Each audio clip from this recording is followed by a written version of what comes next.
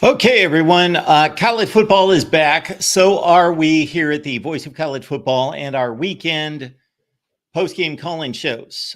So let's run down everything that's going on in college football tonight. There was some drama, and there's a good football game, a defensive-minded game going on right now, albeit delayed in Minneapolis. All right. Minnesota would like to go to Indianapolis at the end of the season for the Big Ten championship game. That must have been on my mind. But tonight they've got their hands full with the Heels at Minnesota taking on North Carolina. Let's go to the scoreboard.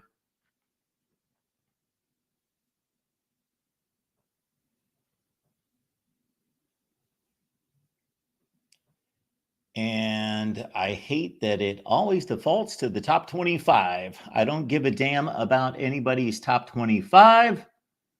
I want to see all the scores. So let's run them down.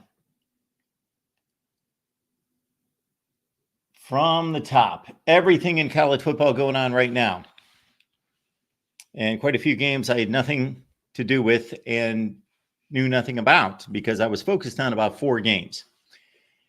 UAB leads Alcorn State at the end of the third quarter, 31-3. Utah all over Southern Utah, 42-0. That game's in the fourth quarter. There's the game I was most focused on. Minnesota leads North Carolina 14-3. 14-13. They're in the fourth quarter. Unfortunate here. Max Johnson just taken from the game with about 2 minutes left in the third quarter. And Max Johnson, the fine quarterback for North Carolina, the left-hander, the son of Brad Johnson, didn't look good because he was carted off the field. And so Connor Harrell, their backup quarterback in the game for North Carolina, Max Johnson, we hope the best for him. We don't want to see his season end, certainly this first week of the season. UL Monroe leads Jackson State 24-14. Illinois on top of Eastern Illinois in Champaign, 38-0, late third quarter. San Jose State, Sacramento State, I believe this was the latest kickoff on the night. Sacramento State leads the Spartans 17-14, and this is the debut of Ken Niumatalolo at San Jose State. Missouri, no problem with Murray State, 51-0. Kansas, same with Lindenwood, 48-3. Why are these games played? NC State did have a tussle with Western Carolina.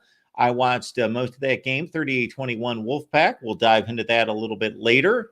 Rutgers 44, Howard 7. It was a close game in the first half. I did see some of that. Wake Forest over North Carolina A&T 45-13.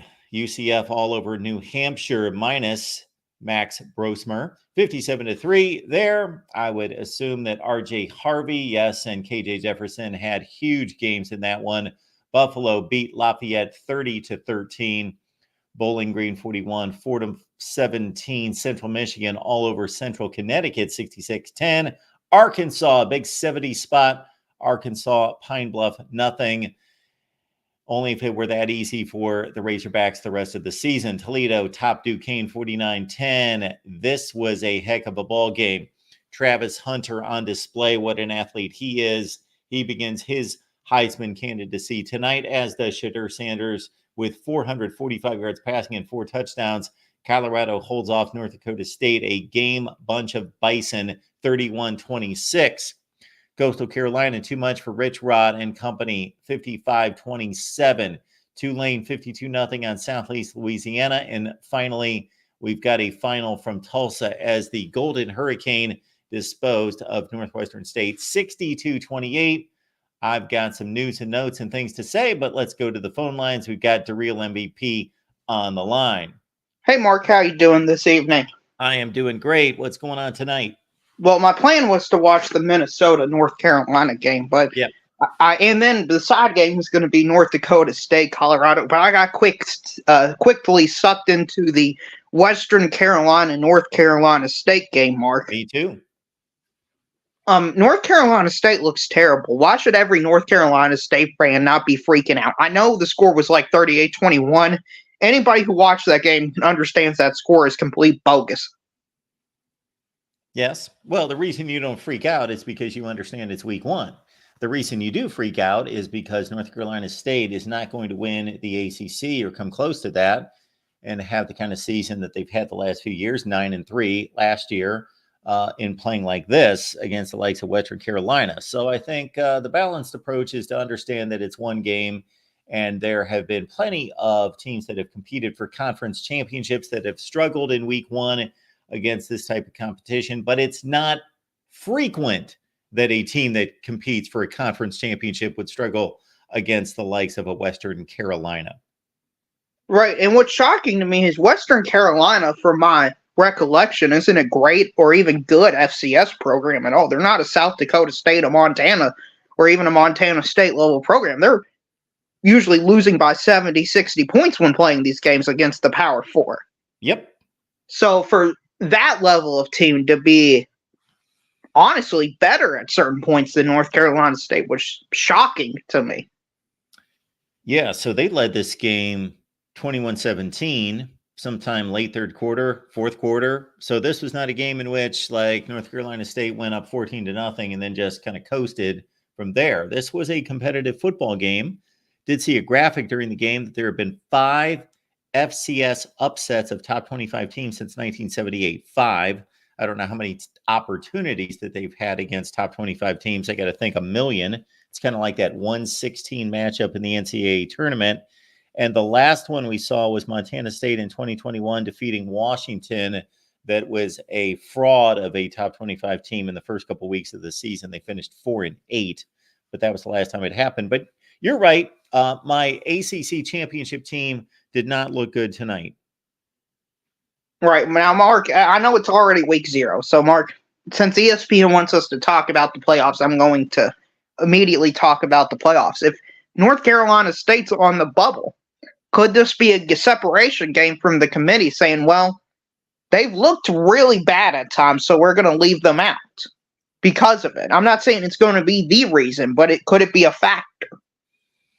Well, based on my projection of the playoffs, there are going to be no decisions that the College Football Playoff Committee has to make in the ACC or the Big 12.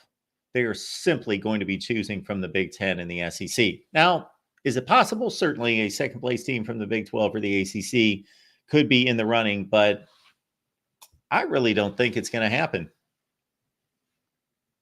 I hope not either, because I want as least of fraudulent teams as possible in there, and a second ACC or Big 12 team, in my opinion, to be fraudulent. Something else I would like to ask you about, Mark, is Wake Forest versus North Carolina A&T. I saw in the second quarter it was like 14-10. I had no idea what happened in that game. I know Wake Forest easily won that game, but Wake Forest, another ACC school, struggling against one of these low-level teams, FCS teams, is a bit worrying. Now, obviously, they were never in any real trouble, but, you know, it's one of those games you look at the bottom line and you see 14-10, you're like, well, how in the world is this happening? Yeah, it was 17-10 at halftime. Yeah, 14-10 before that. And then Wake put it away with 21-0 third quarter performance. Hank Bachmeier, the former Louisiana Tech quarterback, former Boise State quarterback, one of these quarterbacks who has now reached his third team, had a pretty good night. 263 through the air, 3 touchdowns. But yeah, Wake, again, this is going to be their easiest game of the year. Like North Carolina State, they're now going to have to face the real world. Right, Mark. And I would say currently, are you surprised with the way this game's going against North Carolina and Minnesota, this defensive battle between the two teams? I thought we would see a little bit more offense in this, especially in the new age of college football. No, I would have to say this is exactly what I thought this game was going to be. This is Minnesota football. North Carolina does not have the kind of weapons that they typically do and have in the past. And Max Johnson, I think he's a better quarterback than most people think, but is he a great quarterback? No, he is not Sam Howell and certainly not Drake May. And they've lost some weapons. And you see the 27 carries from Omarion Hampton because he's arguably the best running back in college football. So they decided to lean on their running game, just like Minnesota. I saw Out of the first 35 plays run by the Gophers, 25 were runs. And so Minnesota's going to do what Minnesota does, and North Carolina is going to play their kind of game, meaning Minnesota's kind of game, and try to win this one. So, yeah, this is pretty much what I anticipated. Are you surprised with the competitiveness of the game? Because listening to Greg Pflugar earlier, it seemed like he was preparing for a Minnesota beatdown. Yeah, so I did not make an official pick on this game. I just kind of let tonight's games go.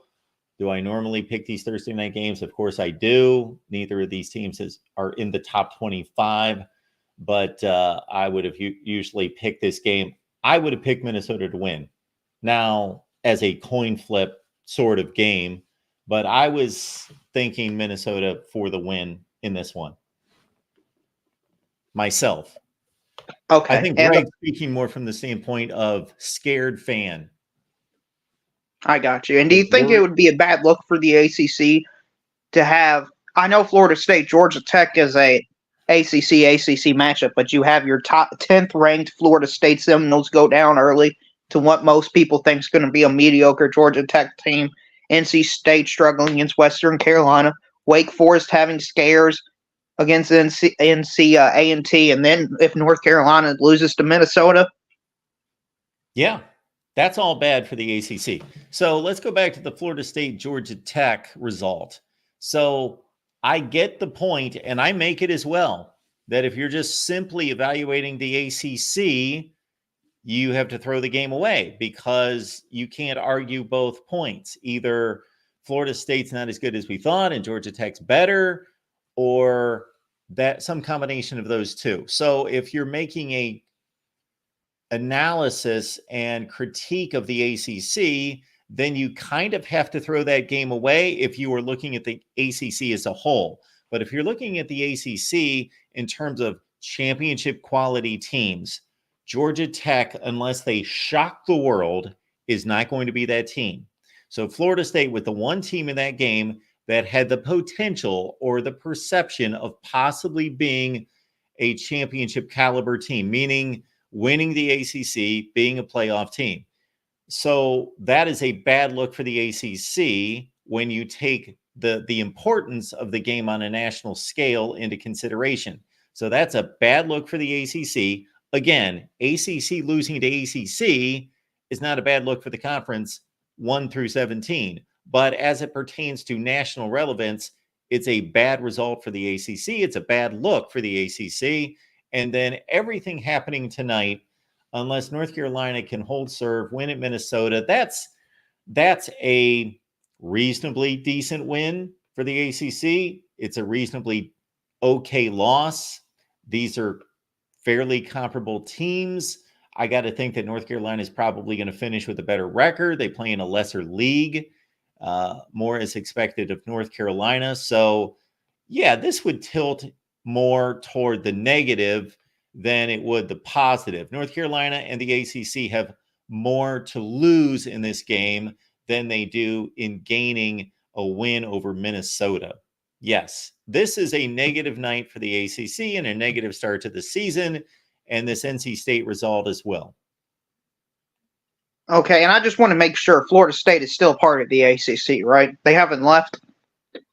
No, they are still in the ACC. I don't know if they're going to be competing for a championship at the ACC the way they're playing, but yeah, they're still in the conference. Yeah, we're still waiting for their football team to show up, but I'm just talking about their university and their logo, and their brand is still in the ACC. Still in the ACC. Okay, final question, Marcus. Did you get a good sleep? Well, I got to sleep. I got 2 hours last night. And then after I got off here, I had about an hour of records and I got myself about a 45-minute nap. A good power nap, Mark. Good seeing you. Yeah. Good seeing you. Good talking to you. And prime time rolls on. Thanks to Real. Appreciate it. Yeah, so we've got a final score. Again, before I take this call from David, the thoughts on Colorado and North Dakota State would be, number one, I saw the news conference clips of Deion Sanders, some of which I was familiar with, some others that I was not. I understand that he takes offense to these articles written about him and his program. Maybe they're unfair. I don't know. I doubt it. I don't think he's necessarily being picked on, but I think he needs to be a little bit tougher, have a little bit thicker skin. That would be my one thought about everything leading into this game. The game itself, I thought that there was a possibility that Colorado would run away in this game. At some point, they did not. They were the better team. They outgained Dakota State by 150 yards, something like that. Travis Hunter's just. I saw Travis Hunter play for the first time when they played TCU last year. I had only seen highlights before that and heard about his athleticism, and he did not disappoint me. Every time I saw him last year, he would do things that I don't recall anybody else in the sport currently doing. Not that I've never seen any athlete like him. Maybe the guy on the sideline was like him. But man, the catch that he made in fighting off the defender and reaching back for the football and everything that he does on a football field, he played a zillion snaps again tonight. He averaged 112 last season. Shedeur Sanders is an excellent quarterback. Their defense played pretty good tonight. They gave up a Hail Mary at the end. Wouldn't that have been something, as their defense needs to learn how to prevent losses as they try to, catch the football. Yeah. Hail Mary and not do the Tom Jackson. All David, right. how you doing tonight? Knock it down, Mark. Knock it down. Knock it down. I'm sorry, I was going to mute this. I'm watching the end of North Carolina, Minnesota, a game that I thought was a lock last year. I won some decent coin on this game a year ago when Drake May was the quarterback, by the way. So Drake May is not the quarterback this year for North Carolina. A bit of a different story. No, and they don't have their quarterback anymore. Right. Unfortunately. Yeah, it's been kind of an ugly game. I was wondering if North Dakota State was going to pull off the upset. I was really thinking they were, Mark. The way that second half started with the interception, I really thought North Dakota State might pull that upset. I always felt like Colorado had control of the game. Of course, they did not on the scoreboard, but I always felt as though that they were looking like the better team. It was one of those deals, but all it would have been one play going in the other direction. And when you get the kind of play that North Dakota State got, and if folks, you didn't see it, you got to check it out. Was that the first drive of the second half? Yeah, the interception that kicked off the guy's leg. Yeah. Because watching it live, all of a sudden you just see a throw toward the end zone and the ball just pop up in the air, and North Dakota State picked it off. Well, it ricocheted off a guy's calf who was laying on the ground, a la Nebraska 1997. Right. Yes. Team Up North fans chime in on that one, I'm sure. By the way, I really think that passing game, that Shedeur Sanders and the Horn Hunter combination, they will be fun to watch, though. Yeah. As the season progresses. I mean, I don't know how many games they're going to win, but they should put on an aerial show out there in Colorado. So I wanted to get to some predictions this weekend, and it kind of ties to the weekend docket of games as far as what we're looking at this weekend. But I wanted to start by giving you my playoff predictions, if I may, Mark Rogers. Heck yeah! All right. Well, I'm going to run them down with you. I'm going to start. Mark, this may be chalky. It may be chalky, but sometimes you have to get chalky when it comes to these predictions. If that's what you believe. Okay. All right. Well, let's start with the top four seeds, which I believe the one seed is going to be Georgia. I know they've got a very difficult schedule. I think they're going to have one loss. I think it's going to be at Tuscaloosa. I think they'll rebound from that loss nicely. I know they've got some tough road games. I expect them to get off to a good start this week against Clemson. In a game I think that they're going to win by at least 2 scores. I don't think it's going to be as competitive as that 10-3 tilt from 3 years ago when they played. Kind of an ugly game to watch, as you remember from a few years ago. But I have them as the 1 seed, as a 1-loss SEC champion. I have as the 2 seed, I have Ohio State. I have them losing to Oregon early in the year, but I have them beating Oregon in the rematch. By the way, I think they're going to beat an undefeated Oregon in the rematch. So I think that'll help them. But I think Georgia will have a few more quality victories than Ohio State, which is why I think they'll be the 1 seed versus Ohio State, who will be the 2 seed. I have Utah as the 3 seed. I think Cam Rising's going to have a really good year, as you saw earlier. They got off pretty good today, although that's not much of an indication. But as we looked at it, Mark, that schedule is far from daunting. I think we can both agree on that, right? It's a terrible schedule. Yeah, but I think they play their way into the 3 seed, and I think they take advantage of that schedule. I have Clemson as the 4 seed, and I think that's a bit by default. I was not high on Florida State even before they met, as our good buddy Zach Smith said, Tech Tebow and Haynes King and the option offense that was Georgia Tech, and they ran the ball down their throat. I kind of like that nickname that Zach had, by the way, Tech Tebow. Yeah. It's kind of a cool one. But I've got them kind of winning the ACC by default. By the way, if I noticed it correctly, Clemson and Miami do not meet during the regular season, if I'm not mistaken. Correct, Mark? Correct. Okay. So I expect that to be the title game. And once again, in the ACC, your championship game is what? I think I have Clemson, and then I have Miami. And Miami wins. No, I have Miami. No, Clemson wins. Clemson wins, and then I have Miami as my 11 seed, by the way. Okay. I think they take advantage of a weak schedule.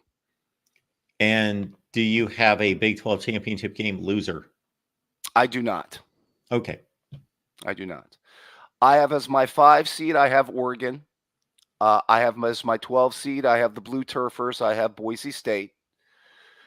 I have as my 6 seed Texas. I think their only 2 losses are going to be to Georgia. I have as my 11 seed, as I mentioned, Miami. I have as my 7 seed, and a team that I could see possibly going 11-1 because I have them winning this weekend, is Penn State. Okay. I have as my 10 seed, and this was close. I have Alabama as my 10 seed. I have Ole Miss as my 9 seed, and I have Notre Dame as my 8 seed. I have that as the first round games. Any thoughts early on? Well, it doesn't seem to be too far off of what I've got, so I'm not going to go too crazy about that. If we compare that to what I predicted here, I went Georgia with the 1. Oregon is the Big Ten champion with the 2. There's my NC State Wolfpack winning the ACC.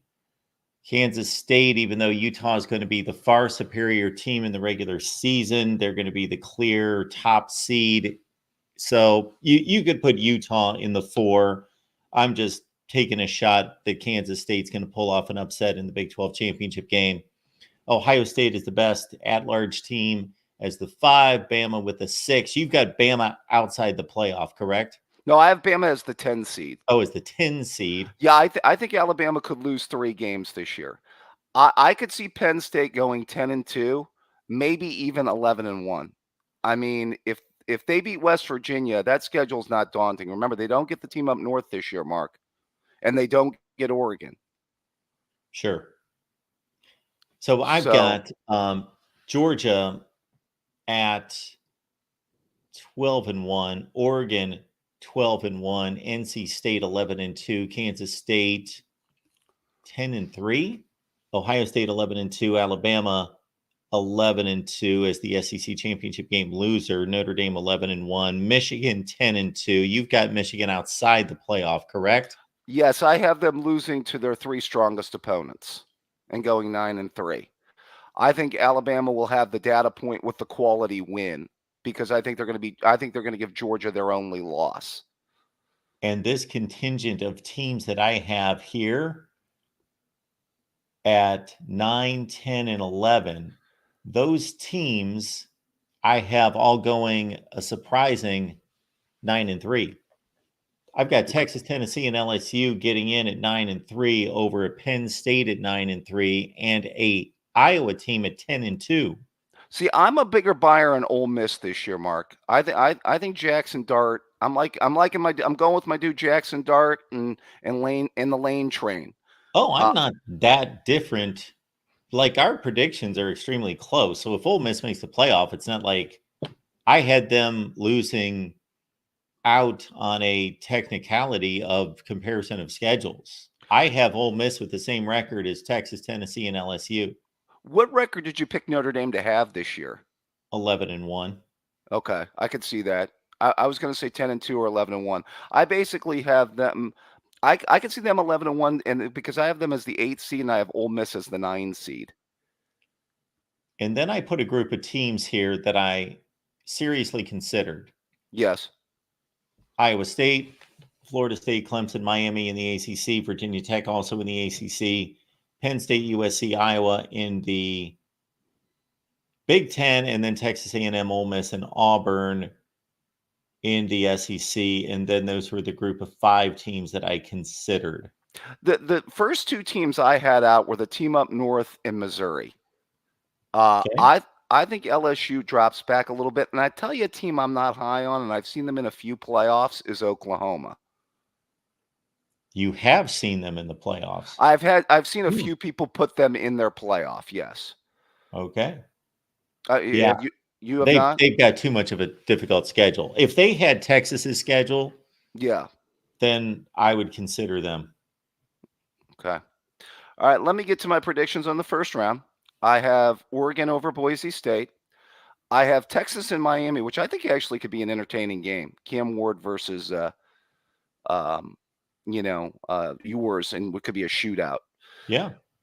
Penn State and Alabama, no surprise. Even though Alabama's got to come up north to play that game, I think they're going to be. Franklin's going to Franklin. I'm sorry. I think he's going to find a way to lose that game. Yeah. I was tempted to think Penn State could win that game at home and give Franklin his biggest win since like 2016, like 8 years. But I just think it's too much. I think he's going to find a way to lose. I think Notre Dame beats Ole Miss in a really intriguing game. I was half tempted to go Alabama Notre Dame in an 8-9 matchup, and then Ole Miss Penn State in the rematch of the Cotton Bowl last year. Yeah. So, but I've got Notre Dame beating Ole Miss at home. So that brings us to the quarterfinals. By the way, any doubts on those predictions of those games, Mark? Well, I have different teams, but I've got all those teams in contention. So I've got no issue with anyone that you've got in the playoff at all. Okay. And I love the Notre Dame Ole Miss matchup. Yeah, I think that's going to be interesting. I think, though, if you flip those 2 games around and you had Penn State, Ole Miss, and then Notre Dame, Alabama, I mean, just obviously name recognition. Probably, I don't know if it ends up as bad as the last time they met each other in a postseason game, but I've got quarterfinal games, Georgia, Notre Dame, no contest. Georgia wins and wins fairly easily. Alabama and Ohio State in the Rose Bowl in a quarterfinal game, Mark. Wow. That's going to be interesting. I think the Buckeyes win a close game. I think Milroe's going to have a pretty good year this year. I think DeBoer will do some good things with him. I'm interested to see who develops at the skill positions, though, for Alabama. Who's the receiver with Bond transferring, or who's the big-time running back? Who's really their force multiplier at the skill positions, compared to what they've had at the past at Alabama. I don't know if you've heard from your Alabama who they're big on this year at either running back or receiver. Yeah, they have a lot of guys there, but they don't have the known stud at either position. Yeah, that's what I'm kind of curious to see, is who develops and who emerges over the course of the season for them. But I think Ohio State wins a close game in the Rose Bowl. I think Utah Texas is fascinating in the 3-6 game, but I'm going with my man yours over Rising, and I think an entertaining game. Even though I like Utah's coach and I like Utah's quarterback, I just think yours is going to have a really good year this year. Even though I know they've got some losses on defense, I think Texas beats Utah, and then I think Oregon kind of exposes Clemson. So okay, yeah. So I told you I pretty much ended up with chalk, and I guess I did, Mark. I think they're the 4 best teams, so I had to go there. I have Georgia and Oregon in one semi in a 1-5 matchup. I have Ohio State versus Texas. Quinn Ewers versus his old team. I think the Buckeyes defense is a little bit too much for them. I think they're able to run the ball against Texas's defense and and kind of pull away late.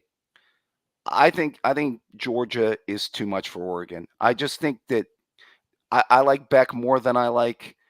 Bottom line, I like Beck more than I like Gabriel, and I like Kirby more than I like Lanning, at least right now. But I think that'll be a competitive game. And lo and behold, Mark, guess what championship game you get? You get the top 2 teams. That's right. You get a rematch of what was an ESPN classic 2 years ago, in a game that will live in infamy for a lot of Ohio State fans. And I think Ohio State pulls it out, Mark. I think they win a close one over the Dogs, and I think we see Uncle Lou throw a chair on television, which can always be entertaining. Although he told me he's not going to throw things anymore. Last time I was on his show, he said he's done throwing things. He's no longer chucking things around anymore. Is he on record as throwing things? Well, in the past, I think he broke a TV or something. Okay. Yeah, I would have guessed. Well, I don't know about that. Never mind. I was going to guess that. I haven't seen any of these videos of Uncle Lou breaking anything or whatever. We had him on last night. I love Uncle Lou. Yeah.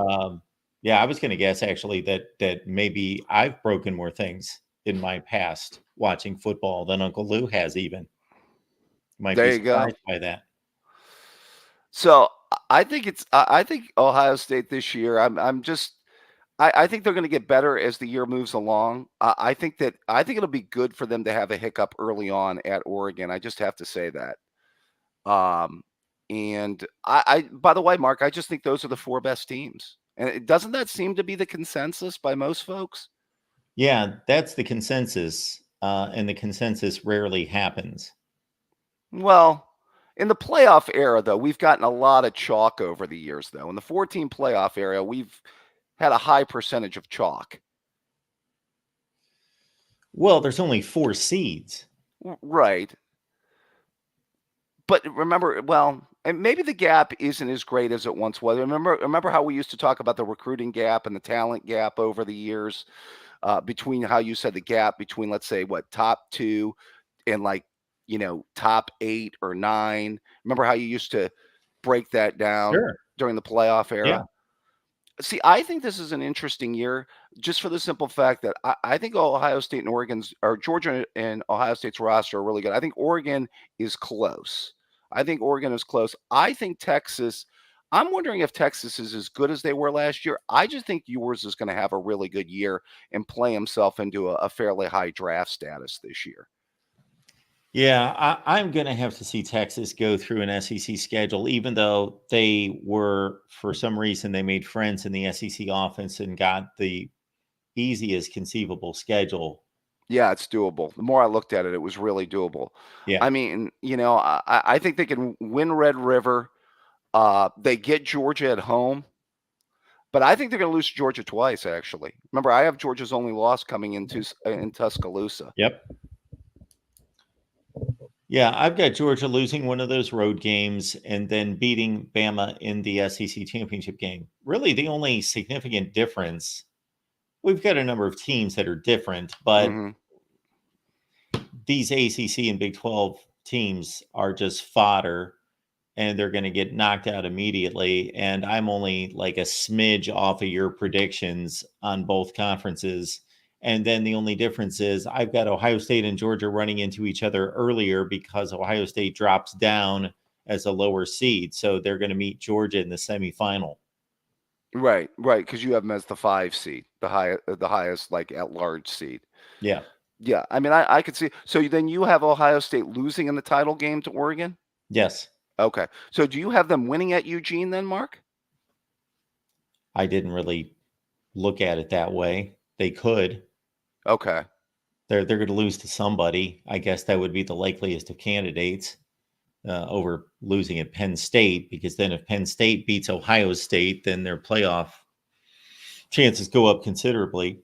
See, I can't see Ohio State losing twice to Oregon. I think when they get them on the fast track in Indy, and as the season moves along, I think the team gets better.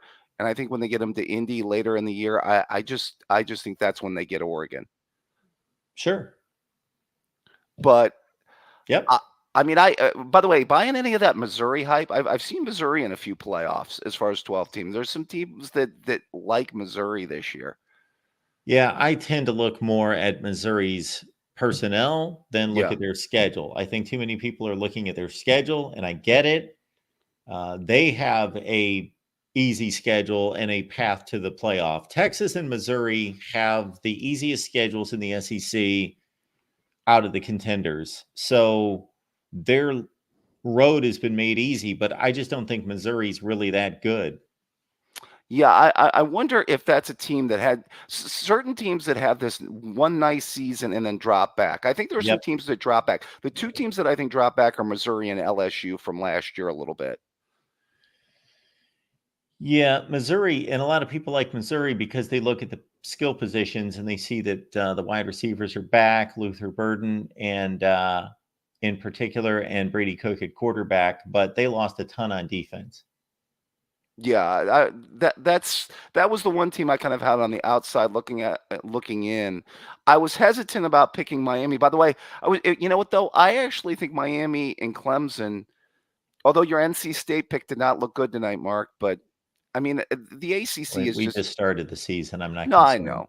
I just wanted to give you a hard time, Mark. That was Of the course only you do. thing. Yes, Yeah, Why else? because we got somebody in the chat who's wondering why NC State's a 3 seed. So, should we explain this? They would be like the 12 seed if they were seeded in order. Right. Elias Gray, but the winners of the Big 12 and the ACC will be the 3 and 4 seeds or the 4 and 3 seeds. So that's why NC State could be 9 and 4 and win the ACC. I want to see a 9 and 4 team be a top 4 seed. You want to see a 9 and 4 team be a Yeah, I want okay. to see the process kind of be shoved back into the face of the makers of the process. Even though I Right. agree with it, I just want to see ludicrous things like that. Well, I would Mark, love to see them be more like 8 and 5. well, you and me both never wanted a 12-team playoff to begin with because Mark is anti-buys, and I think me and Mark both agree the ideal number was always 8, and everybody knows it. I do agree with that. And even though I'm anti buys, they at least devised the buy system in the best possible way. Like, I agree with this buy system. We were Right. talking about buys in light of a committee having to choose the buys, but this is self selected. So I agree with the buys going to the conference champions. You're going to be that much more comfortable at 16 though in a few years, right, Mark? I guess, but then why do you win a conference championship? Who cares? Right, exactly. Well, you know what though? It gives a lot of mediocre college football teams hope once you get to 16 though. I mean, there's a day where Iowa fans go out and really celebrate, you know. Yeah, well, Iowa might be in this field. They could. They can make it. I could see Iowa slipping in. I mean, their schedule, I mean, obviously they've got Ohio State, but it's doable, right? I mean, but I don't know. I mean, they're just going to win a bunch of 9-6 games this year and slip into the playoff. Is that their path? It's a better offense this year, David. I think we're looking Okay. at more like 17, 14 games. Okay. What we're looking at this year. Well, a defense is ahead of in college football nowadays. The last 3 champions, right, built on the defensive side of the ball. So, Absolutely. maybe And yeah. I'm understanding that Minnesota is getting set to take a game-winning field goal. Yeah, they're about ready to kick here. Okay. I wonder if North Carolina's holding on to those timeouts to do the ice thing. Which can't be done this year. Well, they just used one of them. I don't think you can use back-to-back, Mark, is the No, thing. exactly. Okay, so North Carolina's up 19-17. So they've got the ball at the North Carolina 29, and they had a 3rd and 10. So I don't know if they got it any. Oh, there's only 4 seconds left. So this is a difficult kick. This line was 1.5, by the way, wasn't it, Mark? Yes. Yeah. Yeah, I was big on Minnesota in this one. Oh, you were? Oh, yeah. Absolutely. Well, I mean, you thought it was. You probably thought it was a pick'em game, though. I mean, basically a 1 possession or less kind of. Oh, yeah. Yeah, so I want to see how good this Minnesota kicker is. Let me look up his stats from last year. Phil Steele was not high in Minnesota. He picked them 15th in the Big Ten. Yeah, it could be a rough year for PJ. Here we go. Last year's kicker is Backery. Oh, he hooked it. Oh, goodness. Oh, he hooked it. Oh, man. And he was 23 for 27 last year with a 54-yarder. Boy, Minnesota on Thursday Night Football. Well, they won on a field goal last year. Right. Yeah, that was Nebraska kind of giving up a game that they shouldn't have this year. Well, that hurts me. Jeez. That's a tough one. Yeah. By the way, are we going to get predictions from? Is Merrill been on or this week? By the way, for his predictions, I need to make some money this weekend, Mark. Yes, so we recorded with Steve this afternoon. By the way, hey, how'd you do against the spread last year? Maybe I should listen to your picks over his. Well, I don't know what he does outside of what he delivers to us. Of course, he's picking all these college football games all the time. Against the spread, let me look up those numbers for you. I'll find them. Okay. They were decent. I kind of had a typical year, but maybe not quite up to my standards, somewhere around the 58% range. Oh, man, if you're getting close to 60, Mark, you're doing some business there. Oh, I am. And I make it tough on myself because I just pick all the games. Most people select the games that they're the most comfortable with or whatever model they've built that are more confident. I just do all the top 25 games, regardless of how confident I am. I do all the top 25 games and usually tack on a few others. So that's not the way to do it and try to boost your percentage. Yeah, you keep batting that average, Mark. You could put a wing on Dakota de Rogers over there. You know what I mean? Well, it's not quite working out that way right now. Just saying. Especially since, oh man, that hurts to look at. Not that I've got anything against North Carolina at all, but I was kind of hoping PJ Fleck would pull that one out at home. Yeah, that's a tough one. I mean, it could be a rough year in Minnesota this year. Yeah. I mean, Phil Steele might have something behind that prediction. Yeah, they kind of had to win this game. Now they should win the next two against Rhode Island and Nevada, but look at their first 3 games in conference. Yeah, it's rough. It's rough. Yikes. Yeah, I thought North Carolina had a shot in this game. I really do. That running back's impressive, by the way. Yeah. You're right. I mean, most people have him as right up there with Junkins and Henderson is one of the best running backs in the country this year, if not the best, right? Yep. Okay. So, all right. Well, I'm looking forward to the weekend of college football, Mark. Like I said, I think Penn State, West Virginia, Texas A&M, Notre Dame, to me, are the 2 games to watch this weekend. My games in order would be Texas A&M, Notre Dame. If I could only watch one game, then I would go LSU and USC would be number 2. Okay. And then my number 3 game would be Miami and Florida. Oh, really? Yeah, that would be my third. So you don't think Pitt or West Virginia and Penn State is that interesting to you, or you don't? Oh, it's interesting. I may be picking West Virginia to win the game. Oh, I'm just okay. telling you what would be my entertainment lineup. I believe your guy Joey Foster, our West Virginia guy, picked Penn State to win the game. Maybe that's a He did. reverse psychology. I don't know by Joey. It So might be. I think there'll be some points. I think it'll be a fun game. I'm looking forward to it. All right. Yeah, I don't know how many points are going to be scored in that game. Do you think it's a lower scoring game? I I do. think I think I think Penn State's going to be able to run the football. I think Singleton and Allen have good games, and I think Aller throws the ball at least fairly effectively. He's not going to throw for 325 yards like he did a year ago, but I could see a 250, 260. Well, Penn State's not in a hurry, and I don't think West Virginia is either. So I think the possessions are going to be limited, and West Virginia better hope it doesn't become a shootout. And Penn State's got too good of a defense, I think, to give up too many points. Yeah, I wonder if that Penn State's defense is as good as it was last year. We'll see if the secondary's is good. I'm wondering if the Green, the quarterback, can do a little bit of damage. Maybe. I don't think they're as good, but they're still really good. I think it's a top 10 to 15 defense. Yeah, I mean, Abdul Carter. I mean, are we talking about the best linebacker in college football this year, Mark? We're probably talking about the best pro prospect. Okay. By the way, do you rank that? Do you do like a top 10, put out running back, receiver, so on and so forth? I used to. I didn't do anything this year. Okay. Okay. I have in the past. I thought you did do position rankings at one time. I did. Didn't get around to him. Mark Let him go. Mark soured on that for the last couple of years.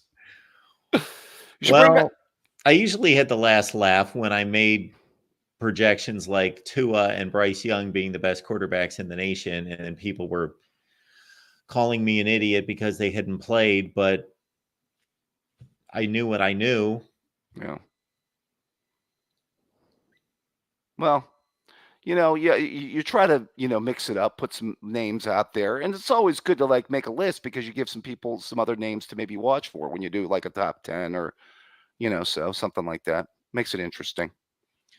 Well, when Bryce Young gets handed the Alabama quarterback job before spring practice, it tells me that, especially since he was the anointed 5-star, that Nick Saban knows what he's doing. So I'm going to put my money on Bryce Young.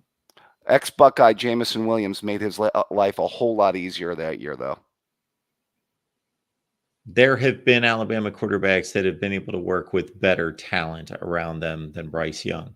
That's true. I mean, certainly Mac Jones and Tua had far better receiving cores. I would concede that point for sure. But that was the best run of receivers of the Saban era over that period of time. Hell, Tua had 4 first-round draft picks to throw the football too. Yeah. So, all right. Well, it should be a fun weekend. You're going to do the call-in show on Saturday night and then on Sunday morning, right, Mark? Absolutely. You've got it down, David. All right. Well, we'll have to get back together again and talk some college football. I always love the call, David. Right. Take care of yourself, Mark. Appreciate it, man. Yeah. Bye-bye. Dr. Buckeye, David Greenshield. We always appreciate the call from him. So Minnesota goes down on a last-second field goal miss from a kicker who was 23 of 27 with a 54-yarder, and I assume this is the same guy that hit the game winner last year against Nebraska. All right, let's keep it rolling here at the Voice of College Football. We've got our buddy Will stopping by. Will, what's going on?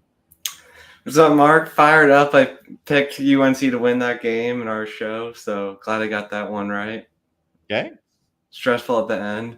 That kicker missed. He doinked a chip shot earlier off the bar, too. So rough night for him, but hopefully for his sake, he doesn't get too much abuse.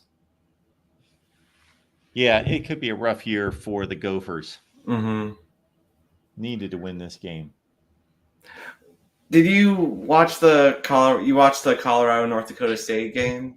Yeah, quite a bit. I was watching a little bit more NC State until they wrapped things up, but I saw enough of it. I would like to have seen more. Mm-hmm. Do you think there'll be a bowl team this year? I have them missing a bowl. Okay. I think I've got them at 5-7. Yes. I'm almost certain I've got them in 5 and 7, but obviously that's only a game away. I think they're very fun to watch because you got 3 of the best players in the sport playing on one team, maybe 4 with Horn. And kind of difficult to rate them against the North Dakota State team that's really good, but doesn't have offensive and defensive line play that you could compare to the Big 12 to know that their Colorado's defense is any good this year, but they played better tonight. I felt like their defense did clamp down in the second half a bit, so that's promising for them for sure. But I don't know. I was kind of borderline. I feel like they had a tough schedule for the Big 12, though. So maybe they won't. Yeah, I don't really recall what their schedule is. In conference, of course, they've got to face Nebraska. This would have been a real rough loss. Mm-hmm. And then going to Nebraska next week, that's going to be a fun game.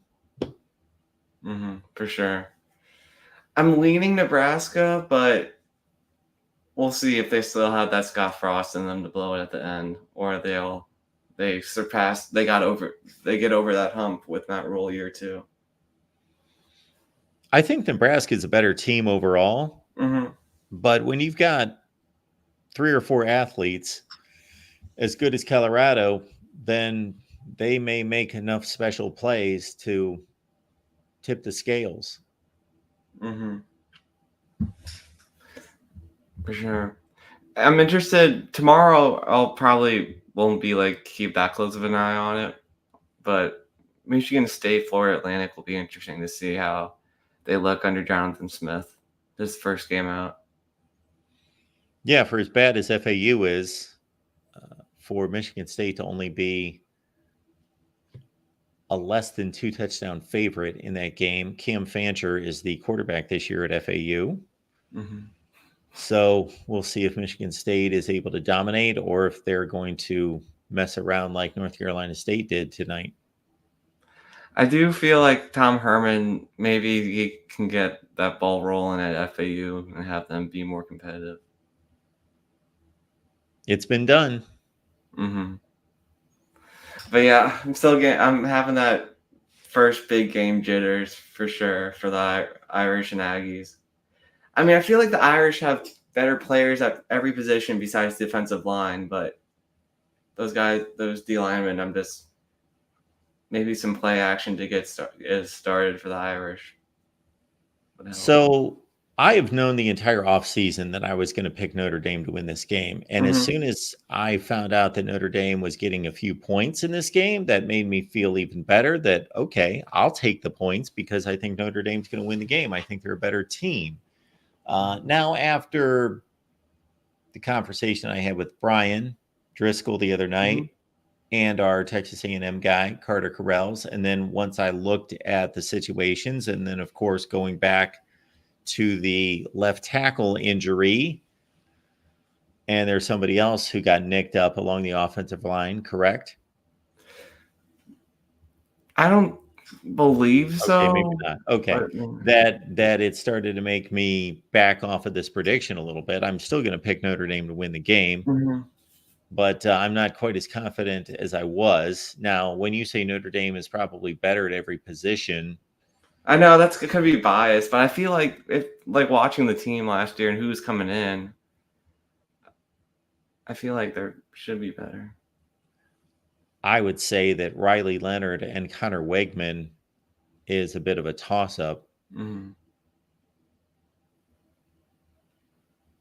mean, yeah, it could be a toss-up, but I'm buying into what the Irish media is saying, which has hurt me before. But if Texas A&M has had as good of an offensive line as they should have, as you would think that they would have based on their recruiting, then I would not feel good about Notre Dame's chances. But I think both of these defensive lines, if we get what we expect, are just going to control the game.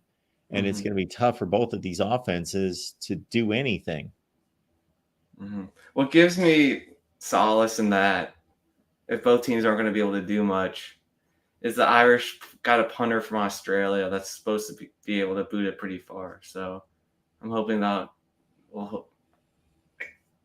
will propel the Irish to hopefully get in better field position and be able to have a few big plays with their new portal wide receivers and Jordan Faison. But we'll see. But I'm feeling good. I mean, good, but still worried because the Irish haven't been able to win these type of games very often lately. Well, I know Brian was saying the other night that Notre Dame actually does win these games, and I wasn't going to call Well, him not out away from because- home, I feel like not that often. Yeah, Just from experience. I think what he was talking about is that Texas A&M is not Ohio State, and they're not Georgia. And so what is that? 0-4 for Notre Dame against those two in the last 5 years or so? 6 years, 7 years? I mean, the Irish have beaten SEC teams in bowl games, but not on the road. So they beat LSU. LSU and South Carolina. South Carolina. Okay. So, well, they've showed they could happen. But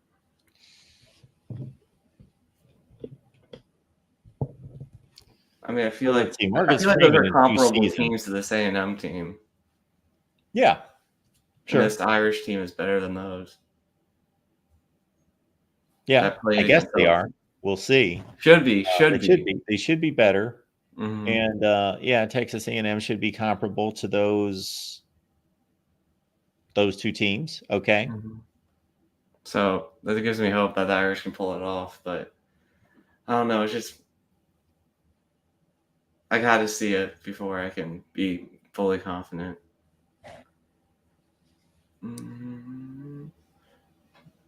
But the game I'm probably most excited for, to like just have fun and watch, is definitely Florida and Miami. Yeah. I'm excited to see Cam Ward with like a better supporting cast to see if this guy's the real deal. Yeah, I think that Miami's a better team. I think that Cam Ward's got a much higher ceiling than Graham Mertz. When I look at the position groups, I think that Miami should win the game, but I slightly trust Billy Napier more, and Florida's at home and they're fresh and ready to go, as opposed to what they could be in November, a beaten down football team. And when does Miami? I guess they did beat Texas A&M last year. I'm trying to think when they've beaten anyone good outside of the conference. That's about it. Yeah. I mean, the Notre Dame game from 2017 is probably the last one that I can think of, although I'm not a Kane expert. Yeah. Well, they lost to Florida the last time they played them in 2019. Was that competitive? I don't remember. Oh, yeah. That was a really good game. Okay. Yes. That went down to the wire. They got sacked 10 times, Jaron Williams, in that game. But otherwise, yeah, they had the ball in the red zone, lost by 4. They lost to Alabama. They got wiped out by Alabama. They lost to Michigan State, Mel Tucker's first big year there. They, of course, lost to Texas A&M the other time they played them. That was a pretty boring game. Yeah. I'm just curious to see if Mario Cristobal has to do any game management moves at the end of the game to see if he can get it right. He probably will have to do that. Have to do something. I don't expect either team to run away from the other. For Florida's sake, I feel like they're just undisciplined under Billy Napier. They just make boneheaded mistakes, similar to Colorado. So that could also play a part. Hopefully for Gator fans, that doesn't happen for them. Yeah, our guy David Waters ran down some of those with us the other day, that they blew the Arkansas game. And this doesn't speak well of Billy Napier, that they should have won that game, but he didn't have his special teams prepared. and they had to move the field goal back 5 yards, and they missed it. And they probably would have won the game if they would have been organized. Mm-hmm. I know there's a guy that had like the wrong jersey number on against Utah. That was a crazy one. And like Utah punted, and then they got the ball back because of that. I think they had 2 guys with the same number on. Yeah, on the field. They were going to be, they had 2 guys on the field at the same time. Yeah. Who do you think Florida should get? I know this is early, but Billy Napier's going to have to do a crazy job to keep his job. I think if he goes 6-6, he should keep his job. I agree. Depending on what else is going on. I don't think it's that cut and dry. I hope that his job evaluation just does not simply just come down to a record. Oh, I gotta think that does Lane Kiffin get discussed, and do they reach out to Lane Kiffin? Lane Kiffin, or as Jim said, Jed Fish. Jed Fish. He's an alum. Okay. But he has to do well with Washington for him to get that offer. How well is Jed Fish going to do with Washington this year? 9-3 or 8-4, probably. What if somebody that is starting to break through has a big year, like Brent Pry? What about Dave Doran? Dave Doran just gives off a weird energy. I mean, I know this shouldn't be determined whether someone gets the job, but I don't know. He's an interesting character. What about Chris Kleiman? That's a good pick, for sure. Lance Leipold. I don't know if Lance is that. Does he want a big job? Like, he's kind of up there, but he could definitely do a good job at Florida. It's just tough recruiting in Florida. I mean, it's not that hard, but it's just all the teams around you are good to be like top 5. Matt Campbell. Man, his stock kind of dipped, but he had a bounce back year this year. If you want to call 7-6 a bounce back year, I got you. Well, yeah, it's not that good, but I felt like they played better.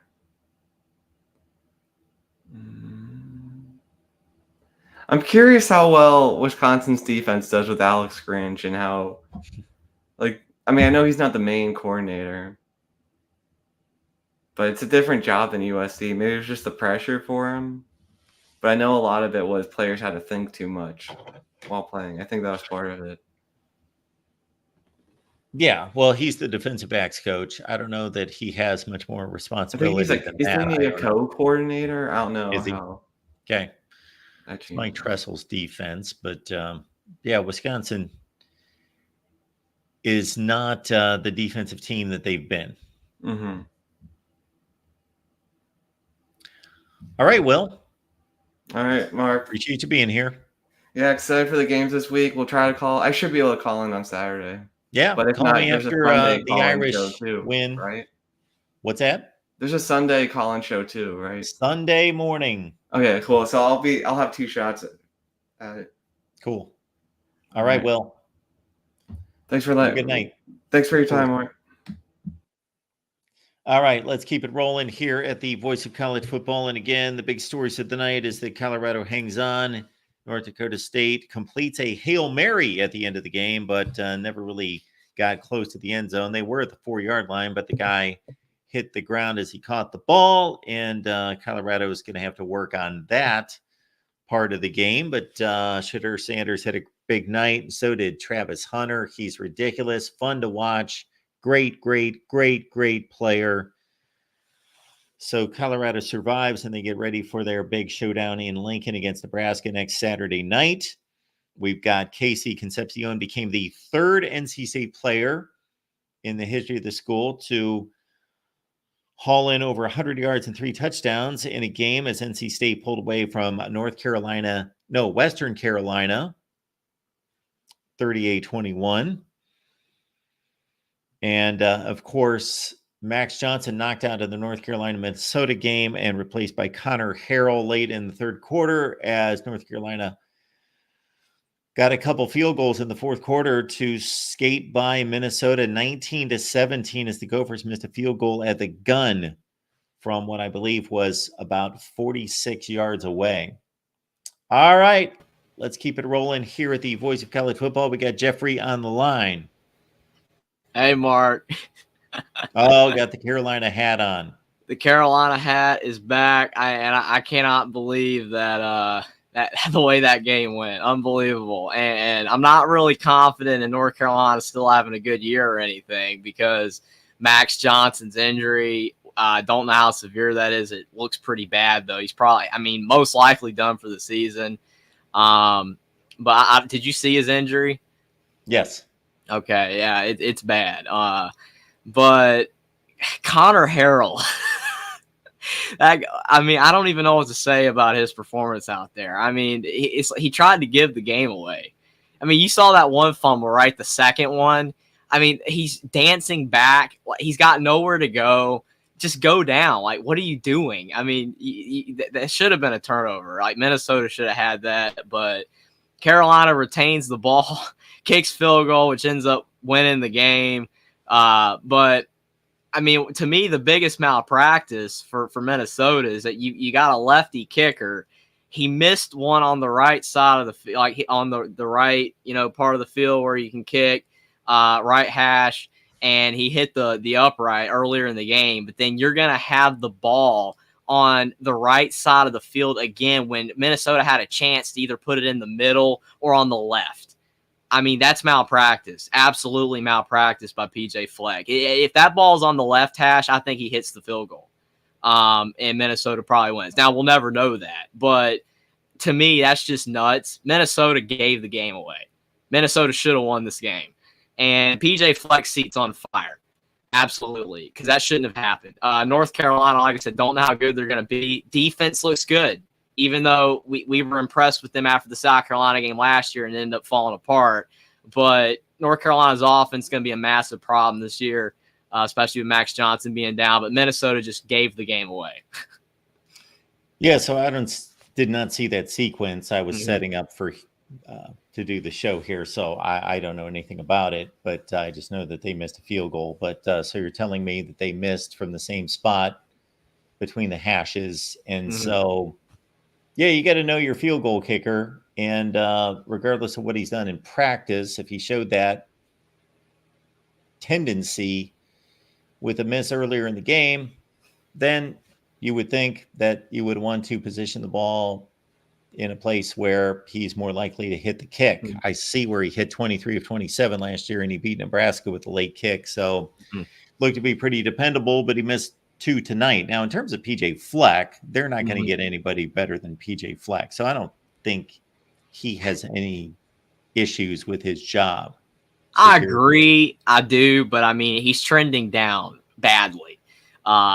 It's just, that's a problem. PJ Fleck was a guy that we remember Western Michigan. We remember the bowl win. Early Minnesota tenure. I know they went 8-4 recently, but last year was bad. Shouldn't have made a bowl game. That APR score junk is ridiculous. And they had like the worst team that they could play in a bowl game, and they won. So that wasn't impressive. And then this starts the season. The thing is it? I don't know what your takeaway is, but is it a system issue, or is Max Brosmer? I think that's how they were pronounced. Is Max Brosmer just bad?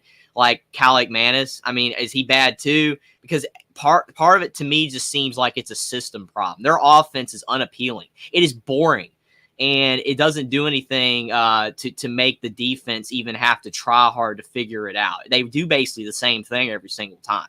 They're like Iowa, but a little better with Brian Ferentz. Like they're better than Iowa under Brian Ferentz at offensive coordinator, but they're not that good, and they're not getting any better. Again, we don't know how good North Carolina's defense is either. Maybe it's significantly better, but Minnesota, that was just unimpressive. Absolutely unimpressive. I was expecting them to maybe score 25 points in this game at least. But I don't know. I think my final score was 24-23 Carolina, so I had them scoring 23, but I don't know.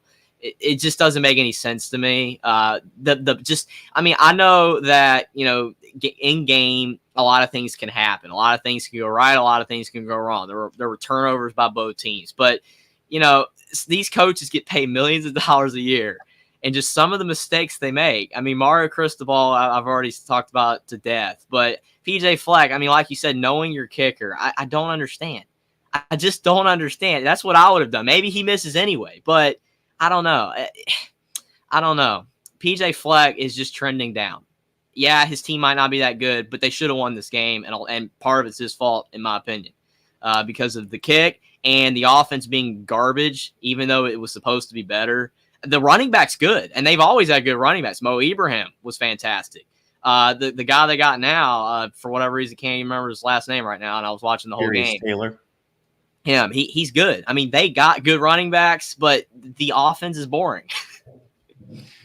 Yeah, well, the offense is boring, but you have to understand what kind of situation they're in. So they are a different version of Iowa, but I don't know that if they decided to run some type of different offense that they can go out and get the kind of personnel to make that work. I think basically he has coached to, this is a guy that was a wide receiver in the NFL, talking about PJ Fleck. So I don't necessarily know that he doesn't want to have a strong passing attack. The year that they went 11-2, Tanner Morgan threw 30 touchdowns. They had Rashad Bateman and Tyler Johnson at wide receiver. So they opened it up that year. So I don't think PJ Fleck is opposed to having a wide open offense, or at least more wide open than what they have. I just think that he's playing to his strengths. And I just think that I just can't imagine Minnesota having a better coach than PJ Fleck. I just don't think that they would be able to get anybody who's better than him. Are they trending down? Technically, they've had one down season. They went 9-4 the year before that. So they've had one down year. This looks like it's going to be a down year. They've just blew a game, and their first three games in the Big Ten are Iowa, Michigan, and USC. That doesn't look good. All three of those teams are better than Carolina. Yeah. They're supposed to be. And so, yeah, but I don't even think PJ Fleck's anywhere close to being on a hot seat. And if they do fire him, I don't know who Minnesota's going to get that's going to be better than PJ Fleck. Absolutely agree with that. I mean, I will not argue that at all whatsoever. I mean, they're not going to get anybody better than him, most likely, but it's just frustrating to see a guy that was, probably at one point ranked as among the top 20 to 25 coaches in college football. He's not anywhere near that right now. He's probably barely top 30, 35. He's not trending in the right direction at all. Yeah, and I would still place him easily in the top 35. I don't know what I ranked him this year, but I'm not going to allow a field goal miss to. And I'm not one to think that a guy goes from being a really good coach to being a moron like in the span of 10 games. So I don't really change my evaluations on these coaches very, very much. Yeah, I think I wouldn't take, Matt Campbell. Is Matt Campbell a good coach?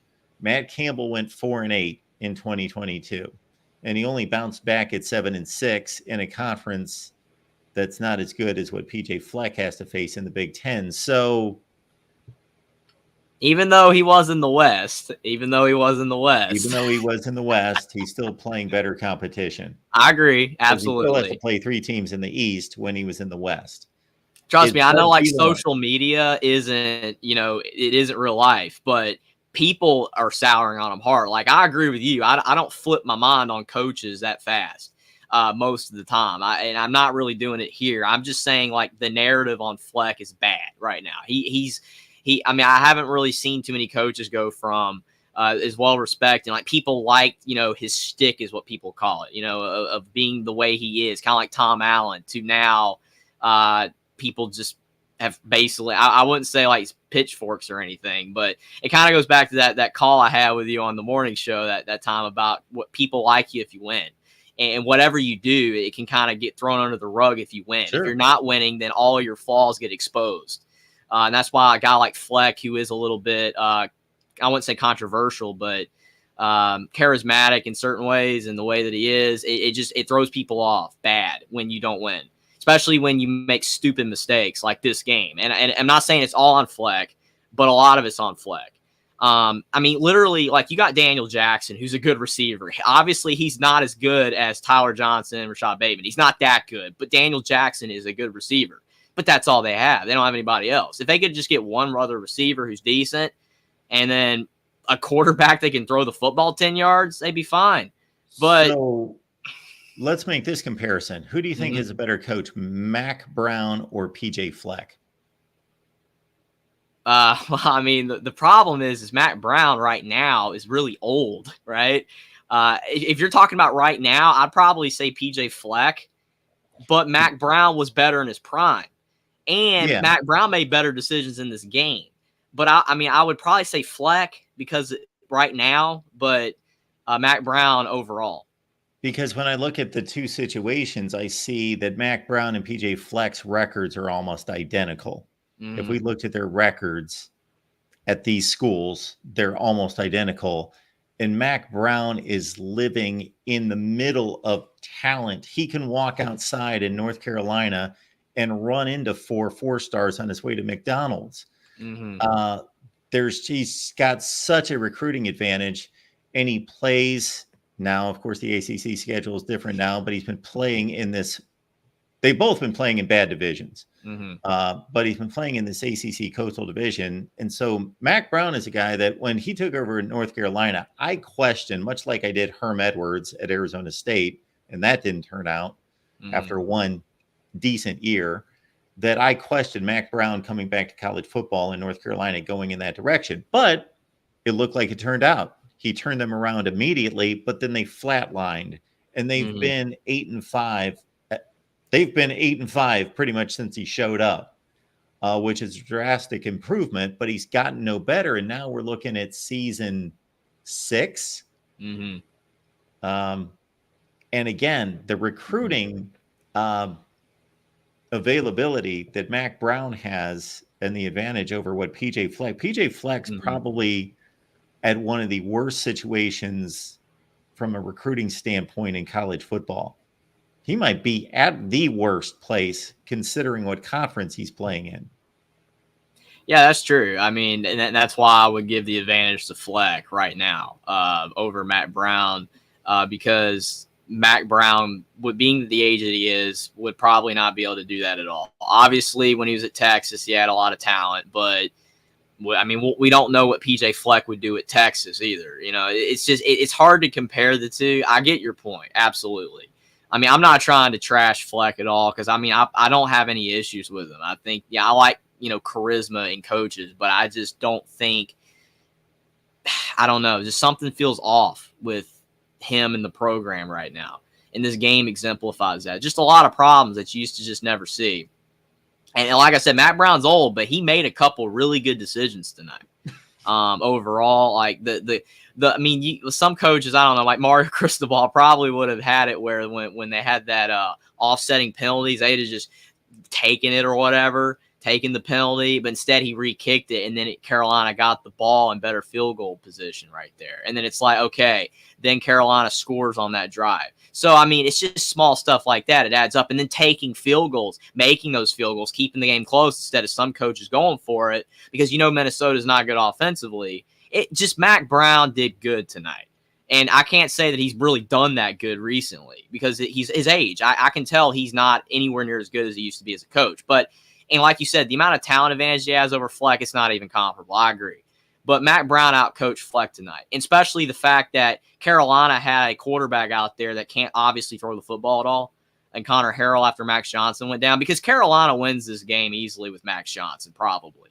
Max Johnson wasn't playing great, but by the end of the game, I'm sure he would have had at least 150 passing yards. Connor Harrell threw for like 10. So, I mean, it's crazy. This game was just wild. I hope Fleck turns it around, but it's just not looking good. I do want to talk about the other game, though. Happy Carolina won, but it sucks for Fleck. But the Colorado game, Colorado's still bad. I'm with you. Shadur Sanders and Travis Hunter are unbelievable players. If you were just talking about the top 2 players on every football program, I mean, those 2 guys are going to be up there with any program in college football for the top 2 players. But their lines of scrimmage stinks. It's still bad. They are not capable of being able to stop the run game at all, hardly. It's just abysmal. I mean, the thing is, they beefed up their lines of scrimmage supposedly this offseason. They've added a ton of transfers. They even got like an O lineman from Indiana that was one of their best linemen last year, which I'm like, Indiana's O line was terrible last year. It's not a compliment. But still, I don't understand, like, Colorado with all this talent they're bringing in and all these guys, like, their lines of scrimmage can't be a little bit better than that. I know North Dakota State's good for an FCS school, but I picked North Dakota State, and I thought I was going to be right. And then Colorado almost still blew it, but won. But they're not good. They're still not good. Yeah, so from what I saw of this game, as we introduced Matt Zemek, of course, from the USC channel. Matt, of course, Trojans Wire. So everybody check out Matt's work on a regular basis. Get yourself primed for the USC-LSU matchup, of course, and you can do that by cramming on Trojans Wire over the next couple of days to get you set for Sunday night. But this is what I saw when I saw Colorado on the field with North Dakota State, is that I thought Colorado was decidedly the better team. They outgained them by about 150 yards, but they weren't incredibly better. I thought that the point spread of 9.5 was pretty accurate in terms of the separation between these two teams. But North Dakota State could have won that game. Colorado, I think that Deion Sanders, the clip that I saw where he pointed out this August that, okay, here's my guy Shadur, and here is my guy Shiloh, and we got Travis over here. These are the stars on the team. We treat them differently. That's his team. That's his team. His team is a low-level team that has a couple athletes that are amazing, that he tries to rely on to carry this team. And so the way he treats this team and this tier system he has kind of relates to the field. And that's not how you run a college football team. No, absolutely not. I mean, you got 22 guys that really matter, 11 on offense, 11 on defense, and then your bench matters. You need good depth as well. The best programs have depth, so you really need your top 40 to 50 guys to be comparable with some of the best programs if you're going to win. But yeah, I mean, I agree, because I mean, it's I understand, like, it's his kids. I get that, you know, and then Travis Hunter's unbelievable. I understand that, but that's a problem though, because of the fact that the rest of the team is decidedly worse. I mean, they're not good. And I knew they were going to be bad again this year. But, I mean, we'll see. I mean, if they make a bowl game, if they can win 6 games, would it blow my mind? No. But I think I had them going 5-7. I think you said the same, Mark. Yeah. But, I mean, I don't know. That was pathetic to me. I mean, if Colorado wants to showcase, like, we're better than last year, then you need to win that game by, like, at least 17. The thing is last year they beat a better team in week 1, and they look better doing it. So, like, are they worse this year? I mean, I don't know. I mean, again, it's we'll see. North Dakota State's solid, but I don't know. That was just very disappointing from Colorado. I mean, I thought I was being bullish taking North Dakota State, and the fact that I thought at several points of the game my pick was going to be right, yeah, that's not a good sign for Colorado. And like you said, Deion's running his program wrong if he's having those 3 guys that are just above everybody else or whatever in the tier system. That's just messed up. That's not how a team works. I understand it, but it's messed up. Deion's a brand, and that's how he's running his college football program. And I don't agree with it. I don't like it, but there are certain benefits to having Deion Sanders as your head coach. There are certain things that he brings to that program. The notoriety, we saw a list on ESPN of how much merchandise they sell, how much more money they're worth, how many people watch the games versus what was there before. They're 500% higher in their merchandise sales. All those things come because Deion Sanders is a brand outside of college coaching, but I don't know if that's sustainable. I don't think it is, because I mean, the longer that if they continue to lose, it's going to lose steam like anything else. I mean, like Colorado, like I don't know, like Indiana versus Colorado this year, like who's going to be better at the end of the year? I would think as of now I'd go with Indiana, but we haven't seen Indiana yet.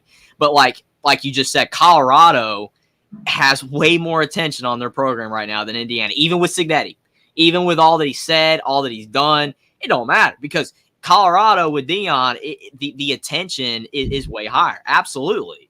I mean, the Colorado State game last year had 10 million views or whatever, like viewers. The ratings were nuts for that game. And it's at the late time slot at 10:15 when usually a lot of people go to bed because there's nothing to watch. And yeah, the game was good, but 10 million people aren't watching Colorado State when Mel Tucker was there or any of the previous coaches that they've had. Yeah, it's just because of Dion. And I understand it, but I think it is overblown. By a lot with just the fact that he is basically a celebrity, and he's the coach. I mean, people usually just like watching good football, but that's not good football. I mean, yeah, they got 2 or 3 really great players, but that's it. I mean, I don't know. I like Dion, I really do, and that's why I can't stand it sometimes when guys like this become a coach because I really like the guy, but more people can't stand him now than they ever have because he's a coach. Of Colorado and what he said and what's going on so far. And that's the frustrating thing because, like, I know some people never liked him, but I know a lot more people liked him before now. And that's why it is kind of a little bit dangerous when you are a guy like that becoming a coach and if things don't go well. He can still turn it around and things will be fine, but it's just not starting out very well. And I just hate to see the guy, lose a lot of likability because of it. Jeffrey, we appreciate you being here. Good points on all these games. And give me a call sometime this weekend if you get a chance. Absolutely. Can't wait for the Saturday games. USC LSU. Looking forward to that, Matt Zemek. It's going to be a really good game there. And it's going to be a lot of fun. Appreciate you having me on, Mark. And everybody like and subscribe to the Voice of College Football. It's going to be a great rest of the show, I'm sure. And glad Carolina won. Have a good night, guys.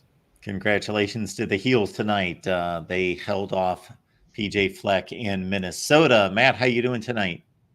All right. Just did a 2.5-hour show with Tim Prangley on the USC channel. And, got a lot of Trojan fans picking up USC by 14, 20, 25 points. That just makes me ill. Like we're just begging for some karmic nastiness boomeranging back, Don't people know how to play the Lou Holtz possum sandbagging game? Poor little old us. We don't have a chance of a snowball in a tornado. Come on. Like don't talk big when you haven't yet proved it. Like just lie in the weeds and then spring the ambush on the field and then crow after it's done. Yeah. Like the USC fans are really strutting, and strut when you've earned it. And that's really a good parallel with Colorado. Like remember last year, John Wertheim of 60 Minutes, who had already interviewed Dion in 2022 when he was tearing it up at Jackson State. He comes back to Boulder and interviews him a second time 1 year apart. And 60 Minutes does not usually revisit interview subjects that quickly, one after the other. And so people were just saying, like, he's King Dion, he's Emperor Dion after beating TCU, not the national runner-up TCU, but a completely different team, which was disorganized in week 1. I mean, of course, we weren't expecting Colorado to beat TCU, but TCU was bad in that game. And we needed to let things kind of sort out, as we have to do in every college football season. A week 1 result 5-6 weeks later is going to look a lot different, but we don't know why it's going to look different. Is it going to be because the winner's so great or because the loser was bad, And yet 60 Minutes was rushing to the altar, genuflecting before Dion in week 2, early September, giving him this avalanche of publicity as though he had actually done something. He was 1-0 for crying out loud. And then we saw the rest of the season unfold. So, it's a lesson for everyone, not just for Dion, not just for USC. And hopefully USC fans won't learn a harsh lesson. Hopefully the team will be able to back it up against LSU. But strut when you've earned it. Strut when you've earned the right after you've done the click-clack, this is our house. We've mopped you up like a dirty little spill. Do the deed first, and then strut around the room saying we back. But USC isn't back. USC has to prove it's back. Neon Dion has to prove that Colorado is back to the Bill McCartney standard. So Colorado has a long way to go. I think being a little bit more sober, I think in terms of what Colorado is going to be facing before too long is, are we going to put up with the public humiliation and people clowning Colorado for being 4-8, being 5-7?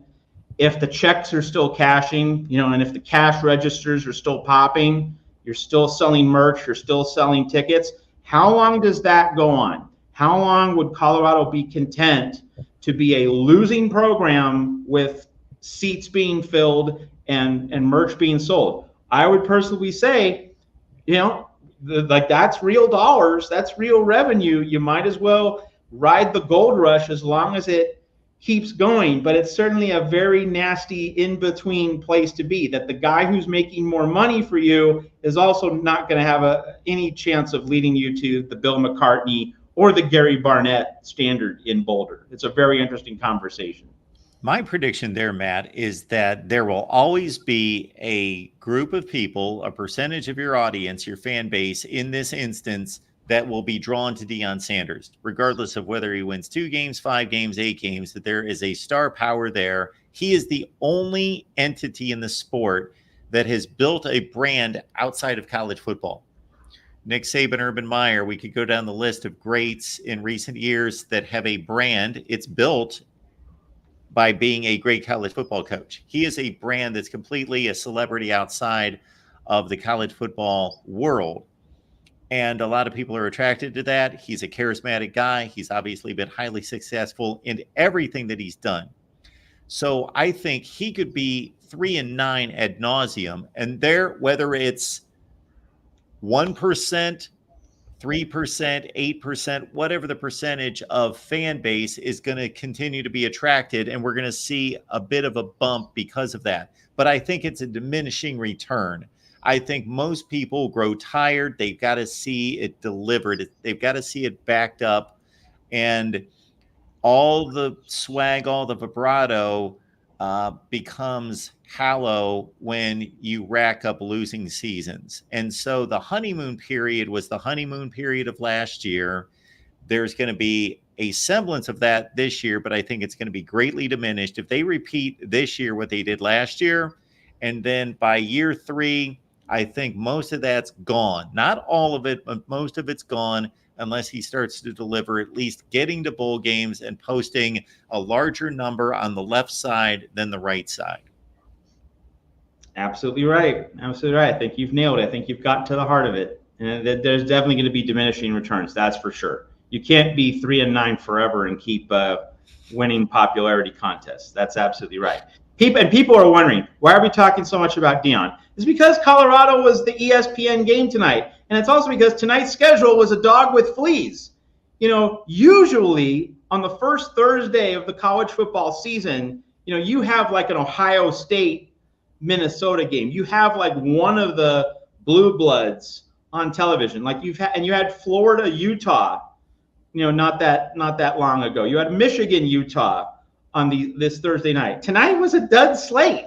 So yeah. Colorado was on ESPN, and come on, it's not as though that North Carolina Minnesota game is more of a talking point than Deion Sanders. All right, so let's just it's just a vacuum in the news cycle. Okay, this was one of the worst opening Thursday slates I can ever remember. Yeah, as you mentioned, there has always been a brand, either a game or one of the two on the sidelines that have drawn an audience. I don't know what was going on this week that they couldn't have gotten together on these matchups. And this is one of the issues with having college football structured the way it is, where every conference works its own deals. Every conference works its own schedule. The matchups are not made by the conferences cooperating with each other, but those are individual schools going out and scheduling whatever games that they want. And this could all be orchestrated much better for the betterment of the sport if we had a governing body or a commissioner over college football. No question about it. And in terms of like taking the baton from you, we're just right there, if that commissioner of college football point. If I was commissioner of college football, and speaking about this Thursday night, and speaking about like the beginning of the full season for all teams, if I was commissioner of college football, right now, 10:17 p.m., we'd have an Oregon State game starting, either on the CW or maybe Fox Sports 1. We would have a game starting right now in the Pacific Northwest, leading us until like 1:30 a.m. Pacific, 4:30 a.m. in the East. And at that point, a Hawaii game would start on the island. And we would have a 24-hour college football marathon. We'd have a MAC game Friday morning at like 9 a.m. Eastern, 6 a.m. Pacific, breakfast football on a Friday. It kills me. College basketball got this right with that 24-hour marathon. You'd have kids in pajamas at like a Siena Rider game, 6 a.m. in the East, 3 a.m. In the West. And you just cycle through college basketball in all these far-flung locales. How come college football's never gotten this done? And for people who say, oh, it's crazy, it's not workable, and like you're asking kids to play at all these odd hours, where are we? We're in the 12-team playoff era. We're in the era where dollars are more important than ever before. NIL is more important than ever before. Giving TV stations, giving these networks inventory and attractive ways to showcase your product in a standalone game, more important than ever before. Why aren't we doing this? Why haven't we done this? It makes all the sense in the world. And let's add this. Saturday, we have the absolute absurdity of Miami playing Florida in Gainesville in the daytime, in late August. There are going to be a million cramps in that game. Bodies are going to be dropping like flies. If you do this college football marathon the first Thursday, and for that matter, first Friday, like why not do late night games on the Friday too? Why stop on Thursday? If you have all these late night games, you're playing at the coolest time of the day. You are making this weather friendly for the players. You are increasing player safety. You are reducing the likelihood of cramps and other physical issues. If I was commissioner of college football, dadgummit, we would be having round the clock late night football in the dark when it's cool, and we'd make a happening of it. But because this sport isn't run very well at all, we don't have it. Like that's what tonight and tomorrow night should be looking like. Unfortunately, I'm not commissioner. You're not either. Folks, if you missed it about a year ago or so, Matt and I did our damnedest to save the Pac-12 and put some of these games at times in which they could have taken advantage of gaps in TV windows. Absolutely. You wonder why the Pac-12 died. It's partly because of that. Imagine if we had a Pac-12 commissioner having like an Oregon State game at 10 p.m. and then a Berkeley game at 1:30 and a.m. For these first weekend kickoffs. Doing 2 late night games on the Thursday, 2 late night games on the Friday, and then you have a lighter schedule on Saturday, such that you're not having all your big games compete as much with the other big games. You can kind of get them in those preferred time slots.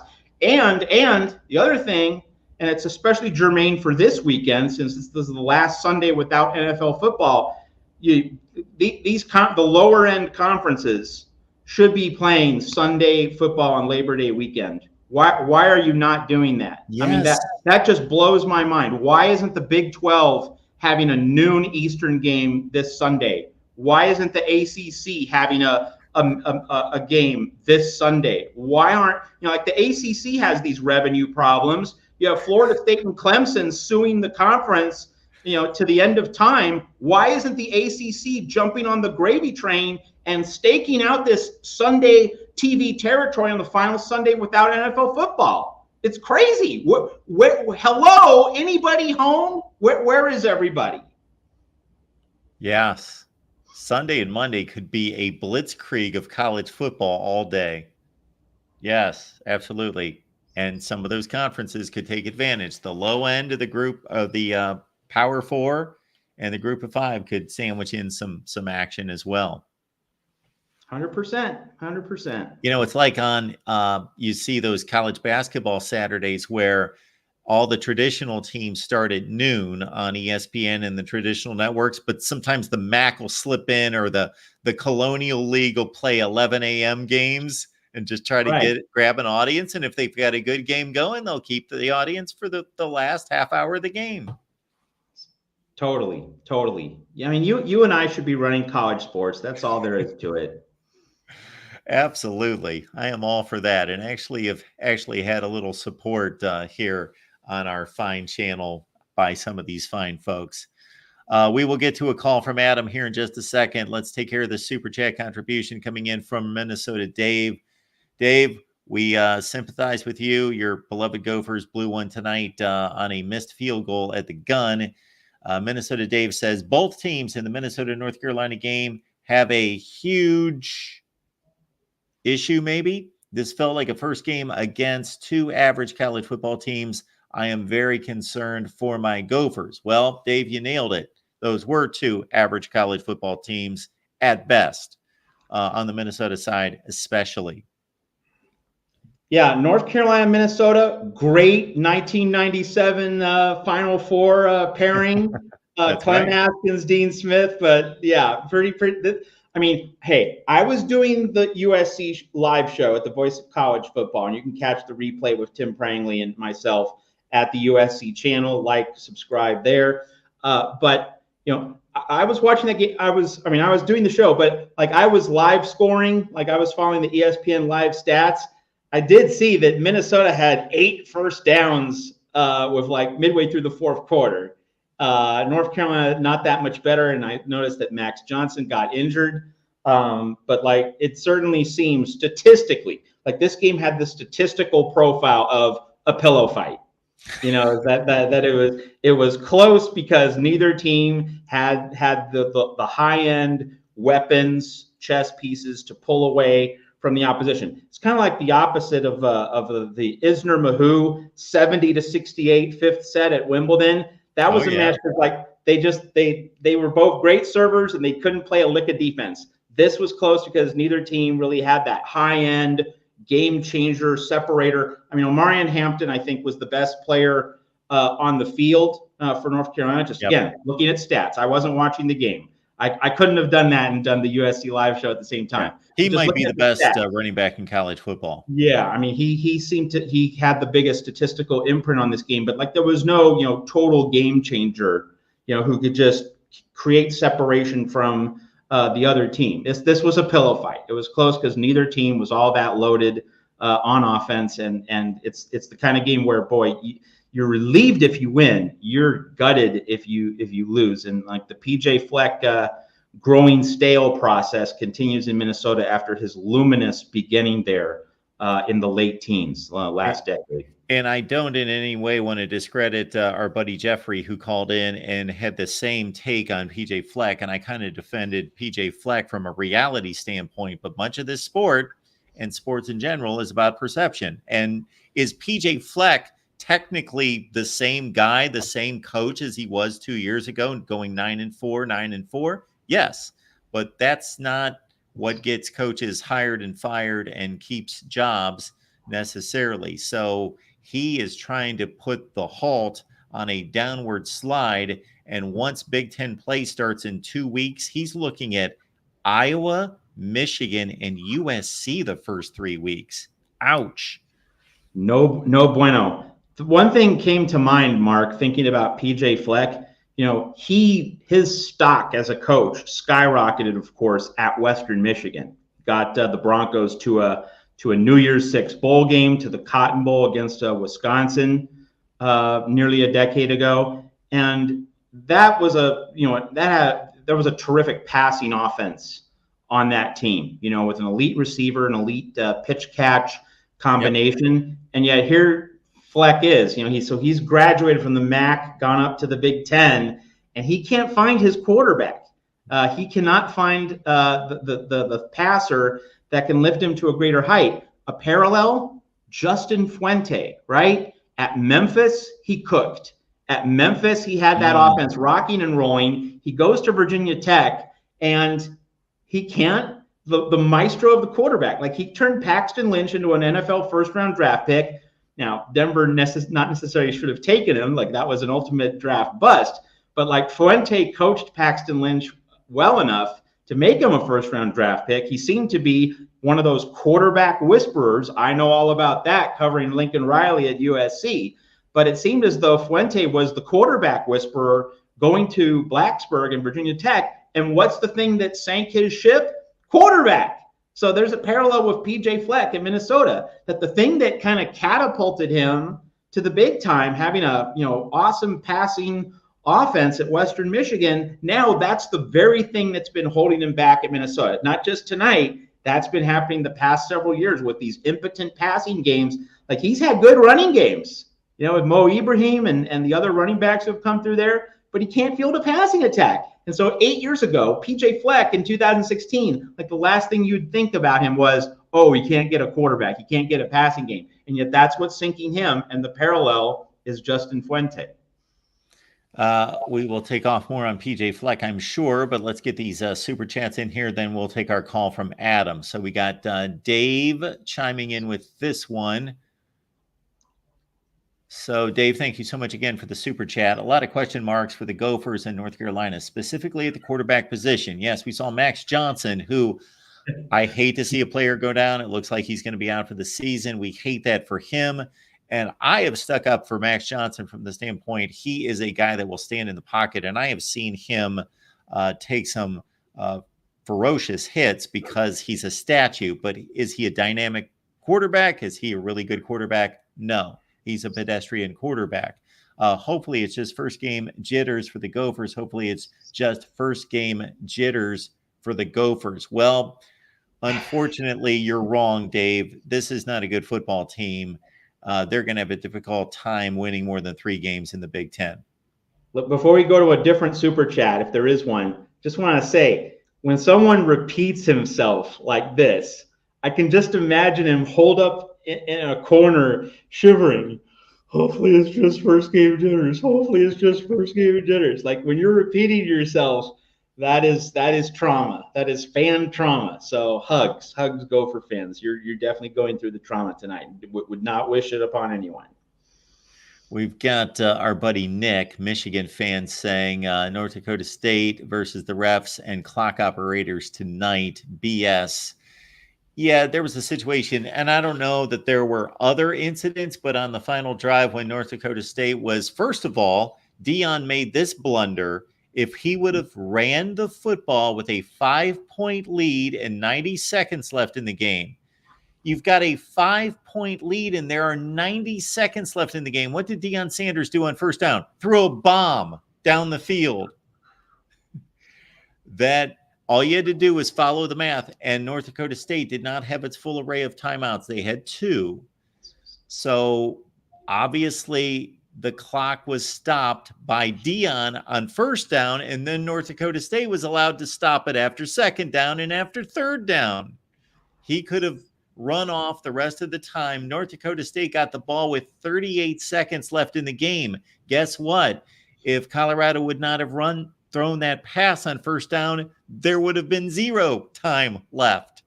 So what Dion gave them was a shot to drive the ball down the field, albeit a long shot, and they drove it from their own 10-yard line to the Colorado 40 and threw a Hail Mary down to the 4-yard line. So that could have been really disastrous. And what he's talking about right there is among that sequence in which Colorado or North Dakota State was hurrying, I'd like to go back and look at that. There was a sequence where the time keeping was not kind to North Dakota State. They ran off a lot of time after a spike sequence. Yeah, it was a bit iffy. They probably should have been given at least one more play. You know, when I considered the end of the Colorado game, and I didn't follow any of that. Like I was scoreboard watching North Carolina, Minnesota a little bit and looking at the stats there because Minnesota is a Big Ten team. USC, of course, is now in the Big Ten. So like I'm keeping my eyes on Big Ten teams a little bit more this year. But just looking at that situation, was it some coaches, and like I don't have hard scientific evidence here, but I think from time to time, occasionally, in other words, not most of the time, but occasionally, I certainly think there's a coach who, catches wind of what the spread is during the week leading up to kickoff. And not saying the coaches are betting on the games, not saying or implying that, but I am saying we covered the spread means something. Like if you have a team that regularly covers the spread, you are looked at more favorably. I'm not going to say that's most coaches, but I'm sure there's a few who, either they talk with their friends or they talk with people at the barbershop or whatever, like covering the spread matters to them, not because they have actual money riding on the line, but because like it is one measure of credibility. It's not the measure, but it's a measure. I think that seeps through for a few coaches. Colorado, if I'm not mistaken, it was 9.5 most of the week, but went off 11.5. I saw 11.5 at BetMGM this afternoon. You're up 5. Our friends in the desert can do the math on that one.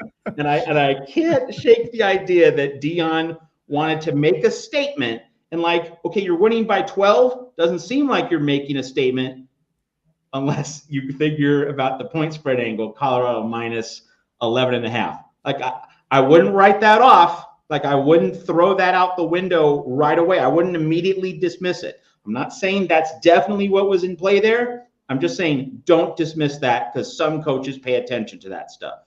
That's all. Falconer TRX, thank you so much for the super sticker. We always appreciate Falconer TRX chiming in, even when he's got nothing to say, which he typically does. But thank you so much for supporting, sir. And we've got a new member at the channel here. Look at this. Rowan. Great to see you. You will have some member benefits coming your way. So thank you for checking in here at the Voice of College Football. All right. We've got some patient folks on the line. We've got Adam giving me a second call for the day, and he probably called you guys over at the USC show, I'm guessing. I did. Yeah, you guys are great, and I give you a tremendous amount of credit. Matt, 2.5 hours on the SC show, and then still going. And Mark, you've been going since 5 o'clock in the morning. So well, not without stopping, but yes, I've put in my yeoman's work of 13 or 14 hours of broadcasting today. Yes.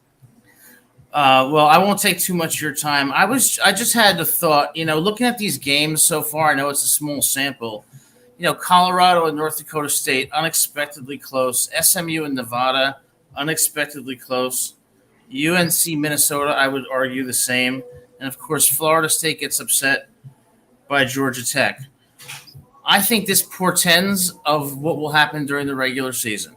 You're going to have a pretty anomalous results where teams are losing when they shouldn't. There's going to be numerous upsets. And you're really going to have a pack of teams where it's almost impossible to quantify who should be that 7th, 8th, 9th, 10th, seeded team. So I hate to say this, but I think if this trend holds, what it really supports is going back to the 4-team playoff, because there are typically 3 or 4 teams that stand out from the pack. And sure, there might be a debate over the 5th team, and maybe we could have a plan for that. But the solution, going to 12 teams, is not going to solve the problem. It's going to make it worse, because you're not going to be able to quantify who should be in this with all of these inconsistent results and strength of schedule disparities. And who have you ever heard say, the 9th team in the country that year should have been the national champion? I think what this is going to show is that we had it right with 4 teams. And yeah, there was always a debate over the 5th team, but we could remedy that by, say, having the 4th and 5th team have a play-in for the 4th spot, something like that. But I think it supports fewer, not more teams being in there. And I was wondering what your thoughts were. Mark, you want to take it first? Well, I'll say it this way. You know which way I'm going to go on this, Adam. I think you've talked to me enough that I typically like to play a bit of the contrarian, or at least try to find some flaws in your theory, even though I think it's a very sound one. And you've certainly covered the landscape of these first 2 weekends to say that there could possibly be a trend. However, I don't want to be focused on the wrong section of teams in building this narrative or this trend. You may be looking at down the list of parity and unpredictable results as opposed to the Notre Dames and the Penn States and that level of team and there being unpredictable results. So we'll just have to see, even though Florida State was part of that collection of teams that you're talking about as the top 10 preseason team, I don't want to take off on that necessarily based on the collection of results that you bring to the table. I also don't want to change or build a playoff system based on, again, just a collection of results over 2 weekends. I think you make a great point. One thing I would say, though, is over the last few years, we had a debate over whether TCU should have been in or Alabama should have been in. This year there was a debate, should Alabama have been in or should Florida State have been in? I take no position on that. But what I'm saying is that the debate was always about who should be the 4th team and who should be the 5th team. It never had anything to do with 6 through 12. And the odds of them winning the national title are so low. And then when you couple that with the trend that you're going to have so many inconsistent results and schedule strength disparities, I think we should go back to the 4. But maybe I'm wrong. I know a lot of people disagree with me in the comments. But before we allow Matt to chime in, let me ask you this question. Did you believe that going into this season? I wasn't sure. I was not sure because I didn't think about it in great depth. But when I thought about, wait a second, we're going to have 12 teams. What goal does that further, or what does that accomplish? Because there's never been any dispute that teams ranked, say, 6 through 12 should have won the national title. It's always been a dispute about that small category of elite teams that are in the top 4, maybe 5. So when I thought about it, I came to the conclusion, number one, well, maybe we should expand it to 24. But then when I thought about that, it made no sense to me because those teams will stand even less of a chance than a team ranked number 12. I think we should go back to 4. Maybe I'm wrong, but I guess we have to live with the system we have. So my point is ultimately not germane to current college football. And your goal, of course, is to create the most effective and the most viable, credible playoff system. Whether that involves 4 teams or 24 teams, you're looking for not an unpredictable outcome, but you're looking for just whatever teams. And if there were 24 teams in the country that were generally competitive, you would be all for that. You're just looking for not to create some kind of place where we're just grabbing teams that aren't necessarily any better than the teams that are left out. You're looking for that, where is generally that drop off the cliff, and let's eliminate those teams because they have no chance of winning a national championship. That's exactly right. And I think if you look at 2023, when there was a 14 playoff, we got it right. Michigan was the best team and deserved the national title. If it ain't broke, what are you trying to fix? Well, you're trying to make money. So that's what they're trying to do. Oh, well, yeah, that's true. So I think the biggest thing that Adam mentioned in his comment was this notion of a play-in game.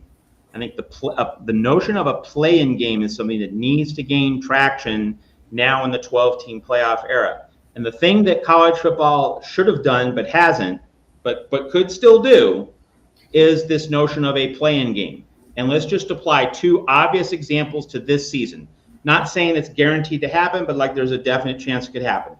12-0 Alabama, 11-1 Georgia, or 12-0 Georgia, 11-1 Alabama. They're the top 2 teams in the SEC. They go to Atlanta for the SEC championship game. Oregon and Ohio State are both 11-1, or going into Indianapolis for the Big Ten championship game. If Alabama and Georgia in the SEC, and Oregon and Ohio State in the Big Ten are all 11-1 or better. They're in. They are in the 12-team playoff. There is no ifs, ands, or buts. No doubt. 10-2, like then we can consider the possibility that one might be on the fence. But if they're all 11-1, they're in. So then riddle me this: why is it if we now have 4 playoff rounds? And so you're asking teams to play at least 3 more games, possibly 4 if you're not one of the top 4 seeds. If you're now playing as many as 17 games to win the national championship, at least 16, why are we asking teams that are guaranteed to be in the 12-team playoff to play a conference championship game? Like that just makes no sense. And it also takes away from the significance of that conference championship game. 12-0 Ohio State, 11-1 Oregon, or 12-0 Oregon, 11-1 Ohio State in a 4-team playoff situation. That's a gigantic game, season-defining game. Certainly for the 11-1 team. The 11-1 team has to win that game to get into the playoff. But under a 12-team playoff, they're both in. They are both in, period. So why do you ask Ohio State, Oregon, Alabama, Georgia to play an extra game, which really, it might affect seeding, okay? So whether you play a first-round game or you get a first-round bye, but you're both in, and you're playing this extra game against a really tough opponent, big injury risk. You could get really depleted for your next playoff game. What college football should be doing instead, it's what Adam said, the play-in game. So in the SEC, you have Georgia and Alabama as the top 2, but you give the conference title to the first place team through a series of tiebreakers. And you give both Georgia and Alabama that weekend off. You don't send them to Atlanta for a game that really has no bearing on the national title. You give both of them a well-earned weekend off. Basically, they get a bye. Like you're not asking them to play a game. They get rest, which they want going into the playoff, and they would have earned that benefit. You still play an SEC game in Atlanta, but it's not the SEC championship game. It's the SEC play-in game between 10-2 Ole Miss and 10-2 Missouri, or 10-2 Ole Miss and 10-2 LSU. That should be the new direction for college football. And in the Big Ten, you have Ohio State at 12-0, Oregon 11-1. You have 10-2 Michigan playing 9-3 Penn State, or 10-2 Iowa playing 9-3 USC. That should be the new use of these conference championship game television slots. The rights holder still covers that game. There's still a game at 8:15 p.m. Eastern on the first Saturday of December, but it's a play-in game instead of having 2 teams that are already in the playoff. TV interest, fan interest across the country, it's going to be much bigger if you're putting these teams on the fence, Michigan, Penn State, as opposed to Oregon, Ohio State. You don't want teams already in playing a redundant conference championship game. You want the teams that are on the fence in these conferences, most obviously the SEC and Big Ten, since they're the 2 conferences that are likely to get multiple bids, and they're going to have at-large teams in the mix at the start of December. Why the sport didn't do this? Again, no leadership, no adults in the room, no forward thinking. I love this. We need to have this, pretty soon. And maybe, so I kind of hope. I mean, I want USC to be in the Big Ten championship game, but there's a part of me that does want Ohio State and Oregon to kick butt, be the top 2 teams, and then they play a meaningless Big Ten championship game, and they're both so burnt out that they flame out. So like I hope Ohio State beats Oregon, and Oregon has to play a first-round playoff game and then loses that first-round playoff game, and USC can overtake Oregon on the recruiting trail after the Ducks fall well short of the college football playoff national championship game. So like that in many ways is what I'm looking for. We need to have a scenario which blows up the absurdity of, hey, why are we hanging on to the old conference championship game format? In a 12-team playoff, that's obsolete. It doesn't work for anyone, and it certainly doesn't reward these top teams, asking them to play another game when they have 3 playoff games, if not 4, coming right around the bend in mid-December. Matt, that was so well said, and I agree 100% with everything you said. The only thing I would say is I would return to a 4-team playoff and have a play-in for the 4th spot, eliminate the conference championship games, because there's going to be a 95% consensus about who the top 5 teams are, because the dispute's always between 4 and 5. We solve that with a play-in, and then we don't have these other teams that really have no realistic shot of winning. But I think what you said is right on point. So thanks for taking my call, guys, and for an awesome show as always. I appreciate you taking the time to speak with me. Thank you so much, Matt. And thank you, Adam. All right. Have a great night, guys. You guys have to understand. Yeah. After 14 hours, I tend to miss some names, but Adam, thank you so much for the call.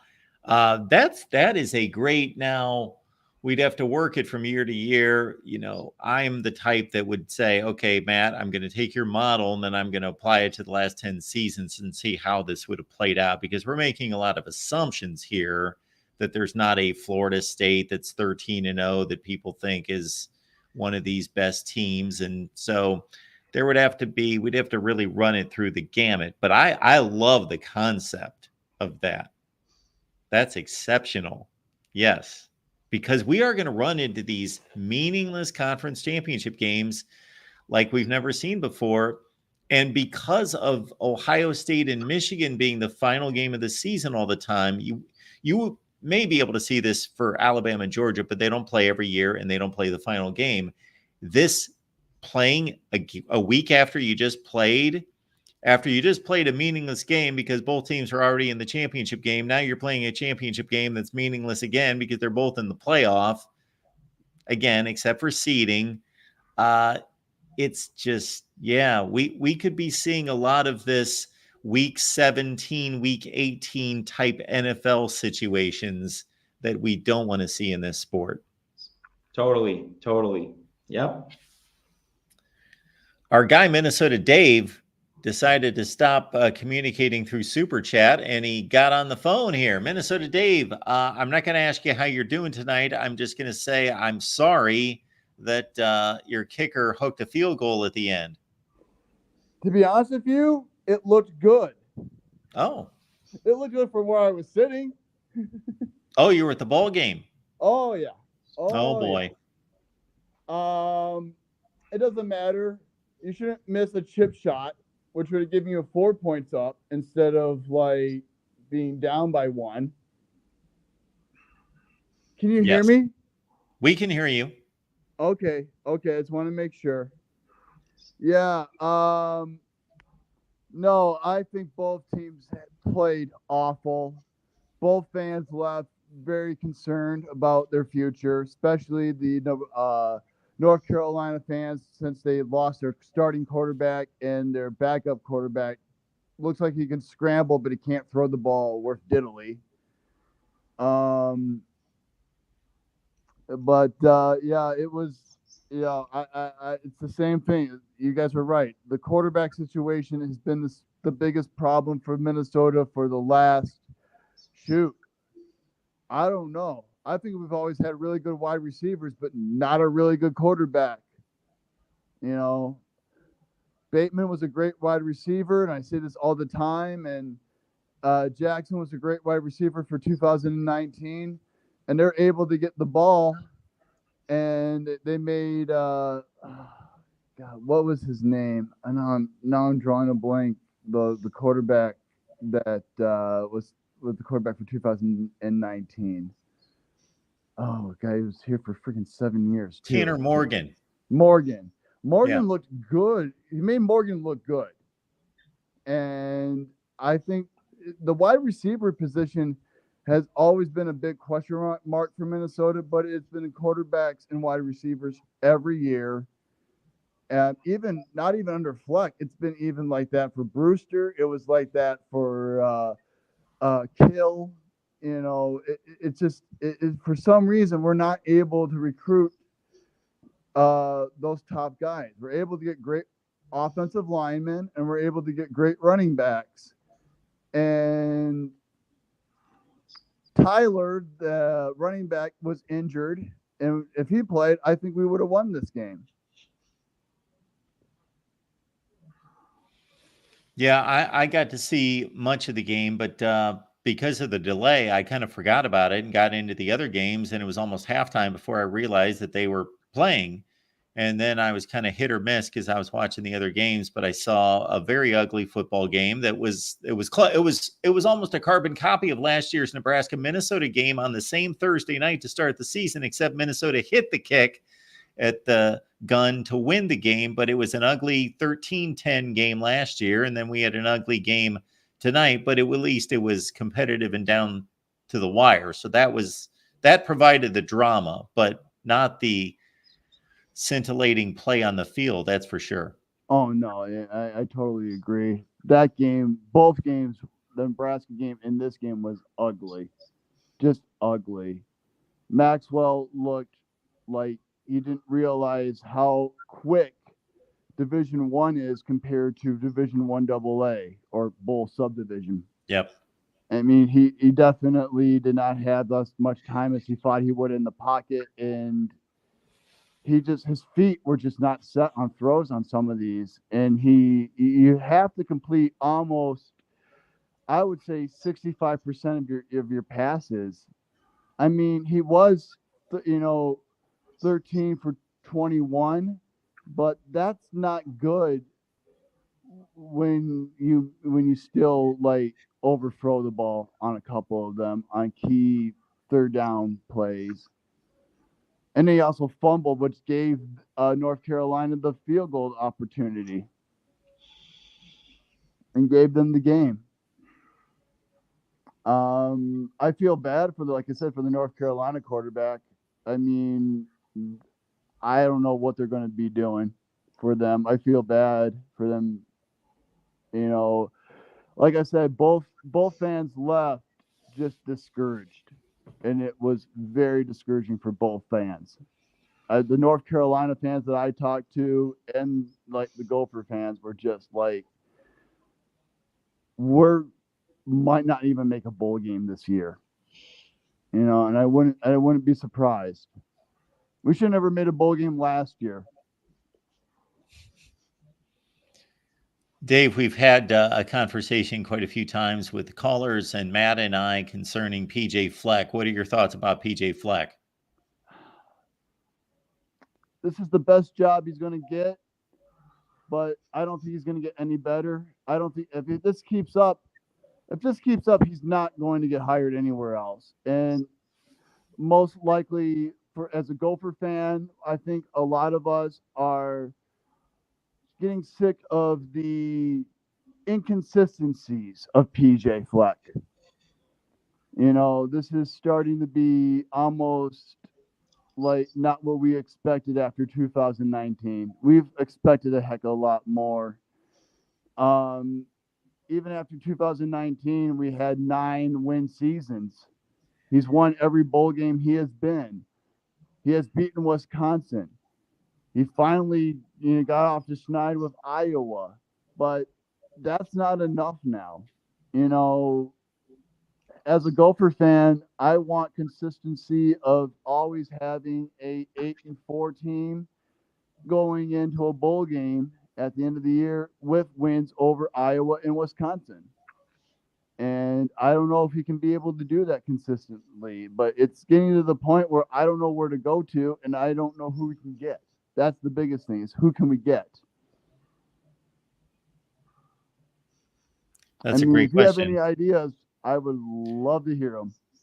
Well, I got to say, because PJ Fleck's been pretty successful and last year was his first down season, I haven't given it a whole lot of thought because I never considered him really on a hot seat. But if he's headed toward 4-8 this year, then he will be on the hot seat.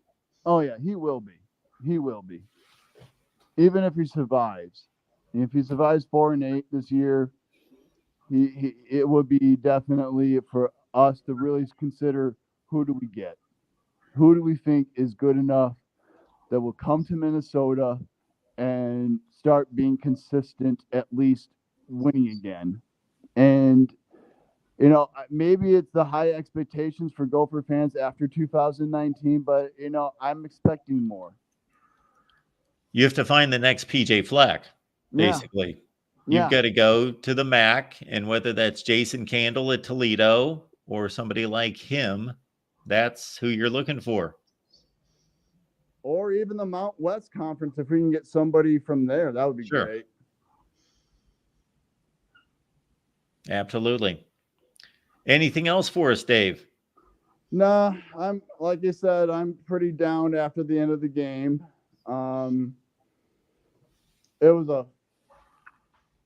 was fun. The students were alive. Everyone was there. It was fun to see college football back, but it's just a big letdown. Heck, the fireworks went off after we missed the field goal. Oh, no. They thought we made it. They did it twice. They thought we scored a touchdown, shot off the fireworks, didn't score a touchdown. Then scored a touchdown later, shot off the fireworks.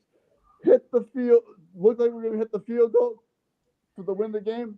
Fireworks shoot off and way prematurely, and then the refs go no good, and we're like, oh my God. Oh boy. Well, okay. I'm out of here, guys. You have a nice night. Thanks, Dave. Appreciate you All right. calling. Yeah, bye-bye. Thanks for the super chats too. You're welcome. All right, Mark. Well, all season I was looking forward to this Thursday marathon, but of course I had a Friday show on the USC channel. Absolutely. And this week we moved to Thursday. I'm on for 2 hours, so Yep. I do not have the legs to go deeper into the night. Absolutely. I apologize to anyone who was thinking I'd be on deep into the night, but it's just reality having our show moved to Thursday tonight. So, Mark, Appreciate you being here, man. Thank you, man. Thanks for everyone. Enjoy college football season. And Mark and I, USC LSU post game Sunday. We don't have the exact time, but I will be there. Mark will be there. Of course, it's a standalone game, so we're going to chop up USC LSU Sunday night. So be here at the Voice of College Football. I'll be here. Thank you so much, man. Appreciate it. You bet. All right.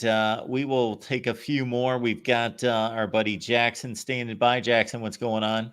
It's going pretty good. How you doing today, Mark? Doing just fine, Jackson. College football is back in action. Although Colorado, they look pretty sloppy, especially that defense. I went over a total of the yards allowed from both teams. And Colorado, let me see, it is somewhere. I've got. They allowed 504 total yards. North Dakota State allowed 449 yards. So the total yards allowed combined by both teams was 953 total yards. I don't think anybody had a good defense tonight. And it was lucky for Colorado that North Dakota State was 5 yards short of getting that game-winning touchdown. So apparently Colorado had a good enough defense tonight for that play. Next week they might not be so lucky against Nebraska, which I'll be honest, they're not gonna be. Yeah, well, I know that Nebraska is a better overall football team, but those 3 or 4 athletes that Colorado has may be enough to pull out the game. I don't know, but Nebraska, I believe, is a better team overall. Well, I mean, I did like what Shedeur Sanders had out. Don't get me wrong, but it's just that defense. It's going to cost them at some point. They got lucky, and I know like college football nerds was talking about where they were throwing on first down after that pass interference call on North Dakota State. They should have been running out the clock, but they didn't. So they got lucky this time. But ain't more bad. Oh, sorry. Yep, didn't bite Dion this time, but that was not the coaching move to make. No. But, and I was also going over like a bad beat tonight, and this is likely from a game that people watched for a little bit until like Colorado came in and Minnesota came in.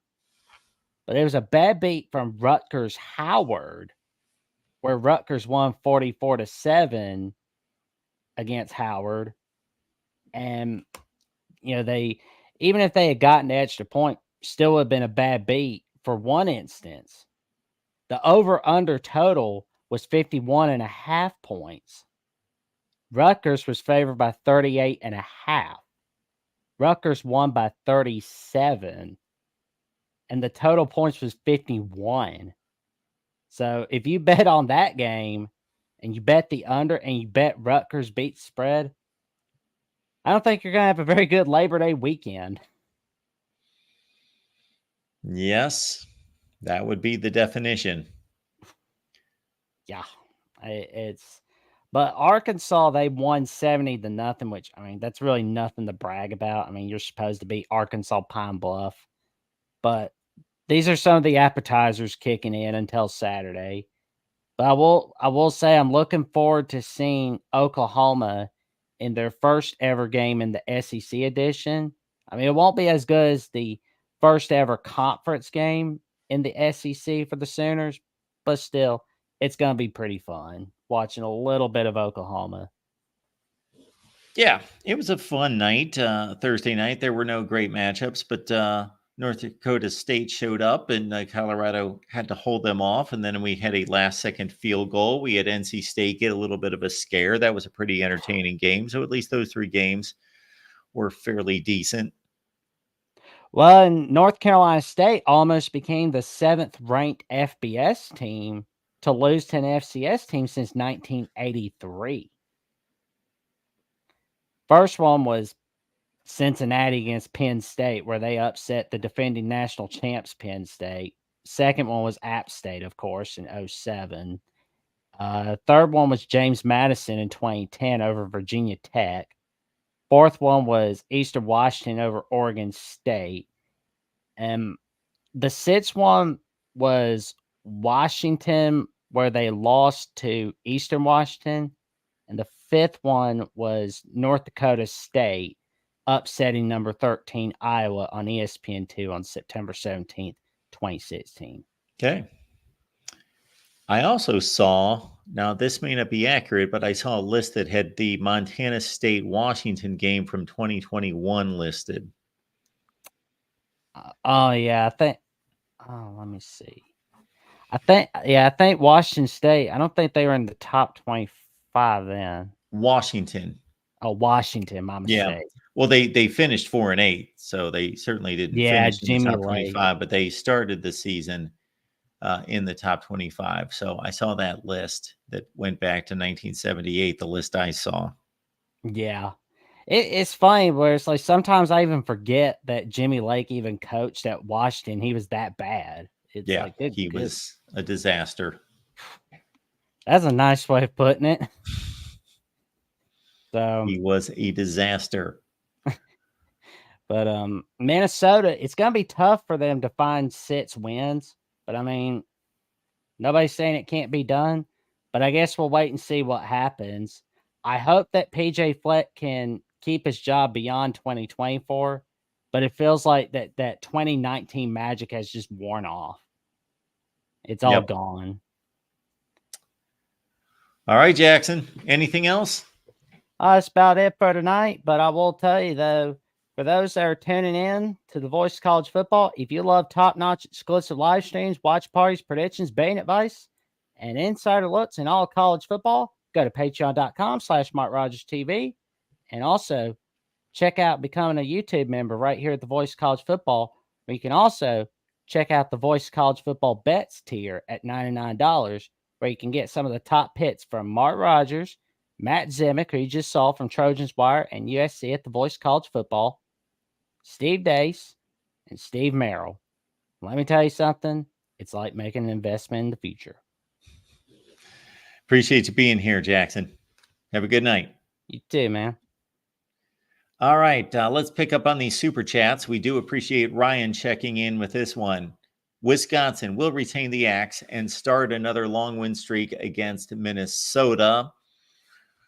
That would be my guess. I don't know if it's going to be a long win streak against Minnesota. Of course, things change quickly in college football, but Minnesota appears to be on the downslide, and Wisconsin seems to be somewhat in neutral at this point, but I do believe in Luke Fickell, and it was a slightly disappointing season for Wisconsin, and they might be in for a slightly disappointing year too, just because of the schedule. That's a difficult schedule for both of these teams to navigate this year. Give Wisconsin Rutgers' schedule, and we'd have a pretty good outlook on what they could possibly do this year. I think we also had something coming in from our guy Falconer TRX. Yes, we had noted this earlier. Loves the play-in idea. I like it as well. It would just need to be structured, and we would have to figure it out in terms of how it would play out regardless of situation.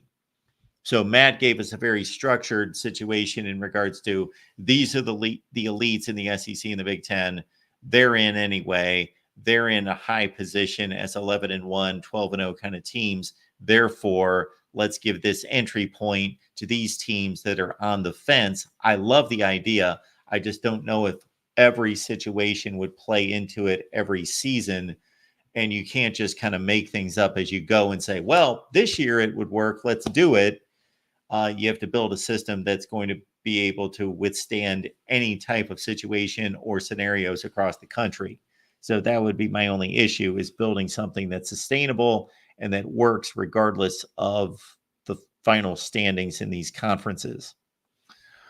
All right, folks, we do appreciate you being here at the Voice of College Football. This has concluded our marathon that we kick off each and every college football season with you. We started at 5 a.m. Eastern time this morning. We took a bit of a break because we had to record with Steve Merrill, and we also wanted to watch some football tonight.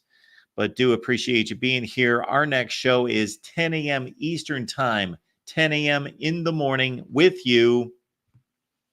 We will get together in just a few hours to talk college football. 8 hours from now, we will see you then. Thanks for joining us.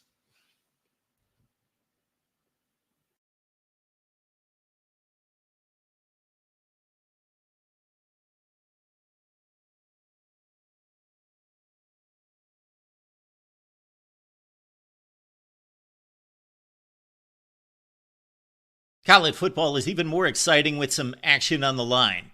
And the games are even better when you're cashing in. And the Voice of College Football is the place to be to get the greatest value. Let's start with my picks. 75% against the money line, 58% against the spread. I've got a 40-year track record. In fact, in 2023, at $100 played per game, you would have netted over $9,300. And guess what? I'm just the warm-up act. Steve Merrill, our ace in the hole, show stopper from Wager Talk. 6 years with the Voice of College Football, over 30 years in the industry. Steve gives us analysis on all the big games, but you can't miss Steve's weekly under-the-radar pick, which went 21-5 against the spread the last 2 seasons. I repeat, 21-5 against the spread. You also get picks from some of our top analysts here at the Voice of College Football, including Steve Dace and Matt Zemek. Become a YouTube channel member or Patreon member for just $99 per month. Go to the main channel on YouTube, click join, and select the betting tier. Do the same thing on Patreon. Make 2024 a winner now.